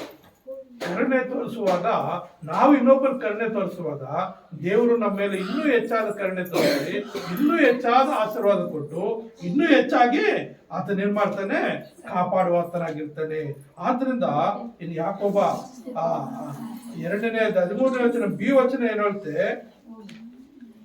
ಇಲ್ಲಿ ಬಿ ವಚನ ಏನಾಗುತ್ತೆ, ಕರುಣೆಯು ನ್ಯಾಯ ತೀರ್ಪನ್ನು ಗೆದ್ದು ಹಿಗ್ಗುತ್ತದೆ. ಅಂದ್ರೆ ಒಬ್ಬರಿಗೆ ಕರುಣೆ ತೋರಿಸುವಾಗ ಆ ದೇವರ ಆಜ್ಞೆಯನ್ನು ಕೈಕೊಂಡು ನಡೆದು, ನಾನು ಗೆದ್ದಿದ್ದೀನಿ, ನಾನು ಕರುಣೆ ತೋರಿಸಿದ್ದೀನಿ, ನಾನು ಸಹಾಯ ಮಾಡಿದ್ದೀನಿ, ನಾನು ಯಾರಿಗೂ ಪಕ್ಷಭೇದ ಮಾಡಿಲ್ಲ, ಮೇಲವರ್ಗವರು ಕೆಳಗೋಗ್ದವರು, ಮೇಲ್ಜಾತಿಯವರು ಕೆಳಜಾತಿಯವರು, ಅವ್ರ ಐಶ್ವಂತರು ಬಡವರು, ಅವ್ರ ಬುದ್ಧಿಹೀನರು ಇವ್ರು ಬುದ್ಧಿವಂತರಂತ ಏನು ಪಕ್ಷಭೇದ ಮಾಡದೆ ಎಲ್ಲರೂ ಸಮವಾಗಿ ನೋಡ್ಬೇಕಂದೆ. ಅಂದ್ರೆ ಪಕ್ಷಪಾತ ದೇವರ ಮಕ್ಕಳಲ್ಲಿ, ಕ್ರಿಸ್ತ ನಂಬಿಕೆಯಲ್ಲಿ ಜೀವಿಸುವಂತವರಿಗೆ ಯಾವುದೇ ರೀತಿಯ ಪಕ್ಷಪಾತ ಇರಬಾರ್ದು. Hallelujah, hallelujah. ನಾವೆಲ್ಲರೂ ಕ್ರಿಸ್ತ ನಂಬಿಕೆಯಲ್ಲಿರುತ್ತವರು. ಯೇಸು ಕ್ರಿಸ್ತನ್ ಪಕ್ಷಪಾತಿ ಅಲ್ಲ, ನಾವು ಕೂಡ ಪಕ್ಷಪಾತಿ ಇರುತ್ತೆ. ಯೇಸು ಕ್ರಿಸ್ತನ್ ಎಲ್ಲರೂ ಯಾವ ರೀತಿ ಸಮಾನವಾಗಿ ನೋಡಿದನು, ಯೇಸು ಜೊತೆಲಿದ್ದ 12 ಶಿಷ್ಯರು 12 ವಿಧಾನಗಳಲ್ಲಿ ಜೀವಿಸ್ತಾ ಇದ್ರು. 12 ರೀತಿಯಲ್ಲಿ ಅವರಿದ್ರು. ಸುಂಕದವರಿದ್ರು, ಮೀನು ಹಿಡಿಯುವಂತವ್ರಿದ್ರು, ಮತ್ತೆ ಇತರ ಬೇರೆ ಬೇರೆ ಕೆಲಸಗಳಲ್ಲಿ ಮಾಡುವಂತವ್ರಿದ್ರು. ಎಲ್ಲರೂ ಏನ್ ಮಾಡ್ದ, ಶಿಷ್ಯರಾಗಿ ಮಾಡಿ ಎಲ್ಲರ ಕಾಲು ತಡೆದ, ಅಂದ್ರೆ ಎಲ್ಲರೂ ಸಮವಾಗಿ ನೋಡ್ದ. ಅದೇ ರೀತಿಯಲ್ಲಿ ಈ ಲೋಕದಲ್ಲಿ ಜೀವಿಸುವಂತ ದೇವರು ಆರಿಸಿಕೊಂಡಂತ ಮಕ್ಕಳು ಹೇಗಿರ್ಬೇಕಂದ್ರೆ ಪಕ್ಷಪಾತಿಗಳಾಗಿರಬಾರ್ದು, ಮೊದಲನೇದಾಗಿ. ಎರಡನೇದಾಗಿ, ಬಡವರನ್ನ ಶ್ರೀಮಂತರನ್ನ ಭೇದ ಭಾವ ಇಲ್ಲದೆ ಎಲ್ಲರೂ ಸಮವಾಗಿ ಎಣಿಸಬೇಕು, ಎಲ್ಲರೂ ಸಮವಾಗಿ ನೋಡ್ಬೇಕು. ಮತ್ತು ಮೂರನೇದಾಗಿ ಧರ್ಮಶಾಸ್ತ್ರವನ್ನ ನೆರವೇರಿಸುವರಾಗಿರಬೇಕು. ಅಂದ್ರೆ ದೇವರ ಆಜ್ಞೆ ಏನು ಕೊಟ್ಟಿದ್ದನೋ ಆ ಆಜ್ಞೆಗಳನ್ನ ನಾನು ನೆರವೇರಿಸಬೇಕು. ದೇವರ ಆಜ್ಞೆ ಏನು? 5 ದೇವರ ಸ್ಥಾನ ಕೊಡಬೇಕು, ಇನ್ನು 5 ನಾವು ಎಲ್ಲರೂ ತಂದೆ ತಾಯಿಗಳು ಸನ್ಮಾನಿಸಬೇಕು, ವ್ಯಭಿಚಾರ ಮಾಡಬಾರ್ದು, ನರಹತ್ಯೆ ಮಾಡಬಾರ್ದು, ಕದಿಬಾರ್ದು, ಸುಳ್ಳು ಸಾಕ್ಷಿ ಹೇಳಬಾರ್ದು, ಮತ್ತೊಂದು ಯಾವುದು ಆಸ್ತಿಸಬಾರ್ದು. ಅಂದ್ರೆ 10 ಆಜ್ಞೆಗಳಲ್ಲಿ 9 ಆಜ್ಞೆ ಮಾಡಿ 1 ಆಜ್ಞೆ ಮೀರಿದ್ರೆ ನ್ಯಾಯ ತೀರ್ಪಿಗೆ ಒಳಗಾಗ್ತೀವಿ. ಅದಕ್ಕೆ ನಮ್ಮಲ್ಲಿ ಪಕ್ಷಪಾತ ಇದೆ. 9 ಆಜ್ಞೆಗಳನ್ನು ನೆರವೇರಿಸಿ 1 ಆಜ್ಞೆ ಮೀರಿದ್ರು ಕೂಡ ದೇವರ ವಿರುದ್ಧ ನ್ಯಾಯ ತೀರ್ಪಿನಲ್ಲಿ ನಿಂತ್ಕೊಳ್ಬೇಕಾಗುತ್ತೆ. ಆದ್ರಿಂದ ದೇವರು ದಶಾಜ್ಞೆಗಳು ಕೊಟ್ಟಿದ್ದಾನಂದ್ರೆ ದಶಾಜ್ಞೆಗಳು ಕ್ರಿಸ್ತ ನಂಬಿಕೆಯಲ್ಲಿ ಇರುವಂತವ್ರ ಜೀವಿತದಲ್ಲಿ ಇರಬೇಕು. ಅದೇ ಧರ್ಮಶಾಸ್ತ್ರವನ್ನ ನೆರವೇರಿಸೋರಾಗಿರ್ಬೇಕು. 4ನೇದಾಗಿ ನಾವು ನೋಡುವಾಗ ಕರುಣೆ ತೋರಿಸಬೇಕು. ಒಬ್ಬ ಯಜಮಾನು ಕೋಟ್ಯಾಂತರ ರೂಪಾಯಿ ಸಾಲ ಮಾಡಿದನು ಯಾವ ರೀತಿ ಕರುಣಿಸಿ ದಯೆ ತೋರಿಸಿ ಆ ಸಾಲವೆಲ್ಲ ಅವನು ಬಿಟ್ಬಿಟ್ಟು, ಹಾಗೆ ನಾವು ಕೂಡ ನಮಗೆ ಅಕಸ್ಮಾತ್ ಯಾರಾದರೂ ಏನಾದರೂ ಕೊಡ್ಬೇಕಂದ್ರೆ ಅವ್ರ ಕಷ್ಟದಲ್ಲಿದ್ರೆ ಅವ್ರಿಗೆ ಸಹಾಯ ಮಾಡ್ಲಿಕ್ಕೆ ಅವಕಾಶ ಇಲ್ಲ ಅಂದ್ರೆ ಏನ್ ಮಾಡ್ಬೇಕು? ಬಿಟ್ಟು ಬಿಡಬೇಕು. ಬಿಟ್ಟು ಬಿಟ್ಟರೆ ದೇವ್ರು ಇನ್ನೊಂದು ರೀತಿಯಲ್ಲಿ ಅದನ್ನ ಸಹಾಯ ಮಾಡ್ತಾನೆ. ಇನ್ನೊಂದು ರೀತಿಯಲ್ಲಿ ದೇವ್ರು ಏನ್ ಮಾಡ್ತಾನೆ? ಅದು ನಮಗೆ ಸಹಾಯ ಮಾಡ್ತಾನೆ. ಆದ್ರ ಪ್ರಿಯ ನನ್ನ ಸಹೋದರರೇ, ದೇವ್ರ ನಾವು ಸ್ತೋತ್ರವಾಗ್ಲಿ. ದೇವ್ರ ಮಕ್ಕಳು ಹೇಗಿರ್ಬೇಕಂದ್ರೆ ದೇವರ ಆಜ್ಞೆಗಳನ್ನು ಕೈಕೊಂಡು ನಡೆಯುತ್ತಾ ದೇವರಿಗೆ ಮಾದರಿಯಾಗಿ ದೇವರು ತೋರಿಸಿದಂತ ಮಾರ್ಗದಲ್ಲಿ ನಡೆಯುತ್ತಾ ದೇವರು ನಮ್ಮನ್ನ ಘನಪಡಿಸಬೇಕು. ಮತ್ತು ದೇವರು 2ನೇ ಬರಣದಲ್ಲಿ ನಾವು ಯಾವುದೇ ಕಾರಣಕ್ಕೂ ನ್ಯಾಯ ತೀರ್ಪಿನಲ್ಲಿ ನಿಂತ್ಕೊಳ್ಳಲ್ಲ. ಯಾವುದೇ ಕಾರಣಕ್ಕೂ ನ್ಯಾಯ ತೀರ್ಪಿನಲ್ಲಿ ನಿಂತ್ಕೊಳ್ಳದೆ ನೇರವಾಗಿ ಯೇಸು ಕ್ರಿಸ್ತನ ಬಲಗಡೆಯಲ್ಲಿ ಹೋಗ್ಬಿಡ್ತೀವಿ. ಯೇಸು ಕ್ರಿಸ್ತನ ಬಲಗಡೆಯಲ್ಲಂತವ್ರಿಗೆ ನ್ಯಾಯ ತೀರ್ಪಿಲ್ಲ. ಯಾಕಂದ್ರೆ ದೇವರು ಕೊಟ್ಟಂತ ಆಜ್ಞೆಗಳೆಲ್ಲ ಈ ಲೋಕದಲ್ಲಿ ನಡ್ಕೊಂಡಿದ್ದರಿಂದ, ಅವರಲ್ಲಿ ಯಾವುದೇ ರೀತಿ ಪಕ್ಷಪಾತ ಇಲ್ಲದ ಜೀವಿಸಿದ್ರಿಂದ ಅವ್ರ ಪರಲೋಕದಲ್ಲಿ ಯುಗಾಂತರ ಜೀವಿಸುವಂತ ನಿತ್ಯ ಜೀವಿತವನ್ನ ದೇವರು ಸ್ವಾಸ್ಥ್ಯವಾಗಿ ಕೊಟ್ಟು ತಾನು ಈ ಜೀವಿಸುವ ಕಾಲವೆಲ್ಲ ತನ್ನ ಆರಿಸಿಕೊಂಡಂತ ಮಕ್ಕಳನ್ನು ತನ್ನ ರಾಜ್ಯದಲ್ಲಿ ಇಟ್ಕೊಳ್ತಾನೆ. ತನ್ನ ರಾಜ್ಯದಲ್ಲಿ ಇಟ್ಟುಕೊಂಡು ಅಲ್ಲಿ ನಾವು ಸುಖವಾಗಿ ಬಾಳುವುದಕ್ಕಾಗಿ ನಮ್ಗೆ ಒಳ್ಳೆ ಸ್ಥಾನಮಾನಗಳು ಕೊಟ್ಟು ಒಳ್ಳೆ ನಮಗೋಸ್ಕರ ಒಂದು ಮನೆಗಳನ್ನ ನಿರ್ಮಿಸಿ ಆ ಸ್ಥಳಗಳಲ್ಲಿ ನಮ್ಮನ್ನಿಟ್ಟು ಯಾವಾಗಲೂ ದೇವ್ರನ್ನ ಆರಾಧನೆ ಮಾಡಿಕೊಂಡು ಒಂದು ಒಳ್ಳೆ ಕೆಲಸ ಕೊಟ್ಟು ದೇವ್ರು ನಮ್ಮನ್ನು ಕಾಪಾಡುವಂತನಾಗಿದೆ. ಆದ್ದರಿಂದ ಪ್ರಿಯ ನನ್ನ ಸಹೋದರಿ, ಈ ಮಾತುಗಳು ಕೇಳುವಂತ ನೀವು ಏನು ಮಾಡಬೇಕು? ಯಾವುದೇ ಕಾರಣಕ್ಕೂ ನಿಮ್ಮಲ್ಲಿ ಪಕ್ಷಪಾತ ಇರಬಾರ್ದು, ಭೇದ ಭಾವ ಇರಬಾರ್ದು, ಮೇಲು ಕೀಳು ಇರಬಾರ್ದು. ದೇವರ ಆಜ್ಞೆ ಏನಿದೆಯೋ ಅದನ್ನು ಕೈಕೊಂಡು ನಡಿಬೇಕು. ಇತರರ ಮೇಲೆ ಕರುಣೆ ತೋರಿಸಬೇಕು. ಧರ್ಮಶಾಸ್ತ್ರದ ಒಂದು ಪ್ರಣಾಳಿಕೆ ಆಜ್ಞೆಗಳೇನಿದೆಯೋ ಒಂದನ್ನು ಮೀರದೆ ನಡೆದು ದೇವರ ರಾಜ್ಯಕ್ಕಾಗಿ ನೀತಿಗಾಗಿ ತಾವುಕ ಪಡುವಾಗ ಈ ಲೋಕದಲ್ಲಿ ನಿನ್ಗೆ ಏನ್ ಬೇಕು ಎಲ್ಲ ಕೊಡ್ತಾನೆ. ಅಷ್ಟೇ ಅಲ್ಲದೆ ಯೇಸು ಕ್ರಿಸ್ತನ ಬರೋಣದಲ್ಲಿ ನಿನ್ನನ್ನು ತೆಗೆದುಕೊಂಡು ಹೋಗಿ ತನ್ನ ರಾಜ್ಯದಲ್ಲಿ ಸೇರಿಸಿಕೊಂಡು ಈಗಾದ್ರೂ ಜೀವಿಸುವಂತ ಮಹಾಭಾಗ್ಯವನ್ನು ದೇವರು ನಮ್ಗೆ ಕೊಡ್ತಾನೆ. ಅಂತ ದೇವಾದಿ ದೇವರಿಗೆ ಮಹಿಮೆ ಉಂಟಾಗಲಿ, ಘನತೆ ಉಂಟಾಗಲಿ. ಪ್ರಾರ್ಥನೆ ಮಾಡಿಕೊಳ್ಳೋಣ. ನಮ್ಮನ್ನು ಬಹಳವಾಗಿ ಪ್ರೀತಿಸುವಂತ ನಮ್ಮ ತಂದೆಯಾದ ದೇವರೇ, ನಿನ್ನ ಪರಿಶುದ್ಧವಾದ ನಮ್ಮ ಸ್ತೋತ್ರವನ್ನು ಸ್ವಾಮಿ. ಅಪ್ಪ, ದೇವರ ಮಕ್ಕಳು ಹೇಗಿರಬೇಕು? ಮೊದಲನೇದಾಗಿ ಪಕ್ಷಪಾತಿಗಳಾಗಿರಬಾರ್ದು ಎಂಬುದಾಗಿ ಈ ಒಂದು ವಾಕ್ಯದ ಮುಖಾಂತರ ನಾವು ಕಲೀಲಿಕ್ಕಾಗತ್ತೆ. ದೇವರೇ, ನಿನ್ನ ಮಾತಿನ ಮುಖಾಂತರ ನಮ್ಮನ್ನು ಎಚ್ಚರಿಸಲಿಕ್ಕಾಗಿ ಸ್ತೋತ್ರ ಸ್ವಾಮಿ. ನಿನ್ನ ವಾಗ್ದಾನಕ್ಕನುಸಾರವಾಗಿ ಈ ವಾಕ್ಯ ಕೇಳುವಂತ ಎಲ್ಲರೂ ತಮ್ಮ ಜೀವಿತವನ್ನು ಸರಿಪಡಿಸಿಕೊಂಡು ಮೇಲು ಕೀಳದೆ ಸ್ವಾಮಿ, ಪಕ್ಷಪಾತ ಮಾಡದೆ ಸ್ವಾಮಿ, ಪ್ರೀತಿಸುವರಾಗಿ, ದಯೆ ತೋರಿಸುವರಾಗಿ, ದೇವರ ಆಜ್ಞೆಗಳನ್ನು ಕೈಕೊಂಡು ನಡೆಯುವರಾಗಿ, ಕರುಣೆ ತೋರಿಸುವರಾಗಿ ಸ್ವಾಮಿ, ಪ್ರತಿಯೊಬ್ಬೊಬ್ಬರನ್ನು ನೀನು ಆಶೀರ್ವದಿಸು. ಒಂದು ವೇಳೆ ಯಾರಲ್ಲಾದ್ರೂ ಲೋಪದೋಷಗಳಿದ್ದರೆ ಸ್ವಾಮಿ, ಅವರು ಪಶ್ಚಾತ್ತಾಪಪಟ್ಟು ತಮ್ಮ ಜೀವಿತವನ್ನು ಸರಿಪಡಿಸಿಕೊಂಡು ಯೇಸು ಕ್ರಿಸ್ತನ ನಲ್ಲಿ ನಂಬಿಕೆ ಇಟ್ಟು ಜೀವಿಸುವರಾಗಿ ಎಲ್ಲರೂ ಜೀವಿಸುವಂತೆ ಪ್ರತಿಯೊಬ್ಬೊಬ್ಬರನ್ನ ಆಶೀರ್ವದಿಸಿ ಕಾಪಾಡಬೇಕೆಂದು ನಜರೇತಿನ ಯೇಸುವಿನ ನಾಮದಲ್ಲಿ ಪ್ರಾರ್ಥನೆ ಬೇಡುತ್ತೇನೆ ತಂದೆಯೇ. ಆಮೆನ್. ಆಮೆನ್. ಆಮೆನ್.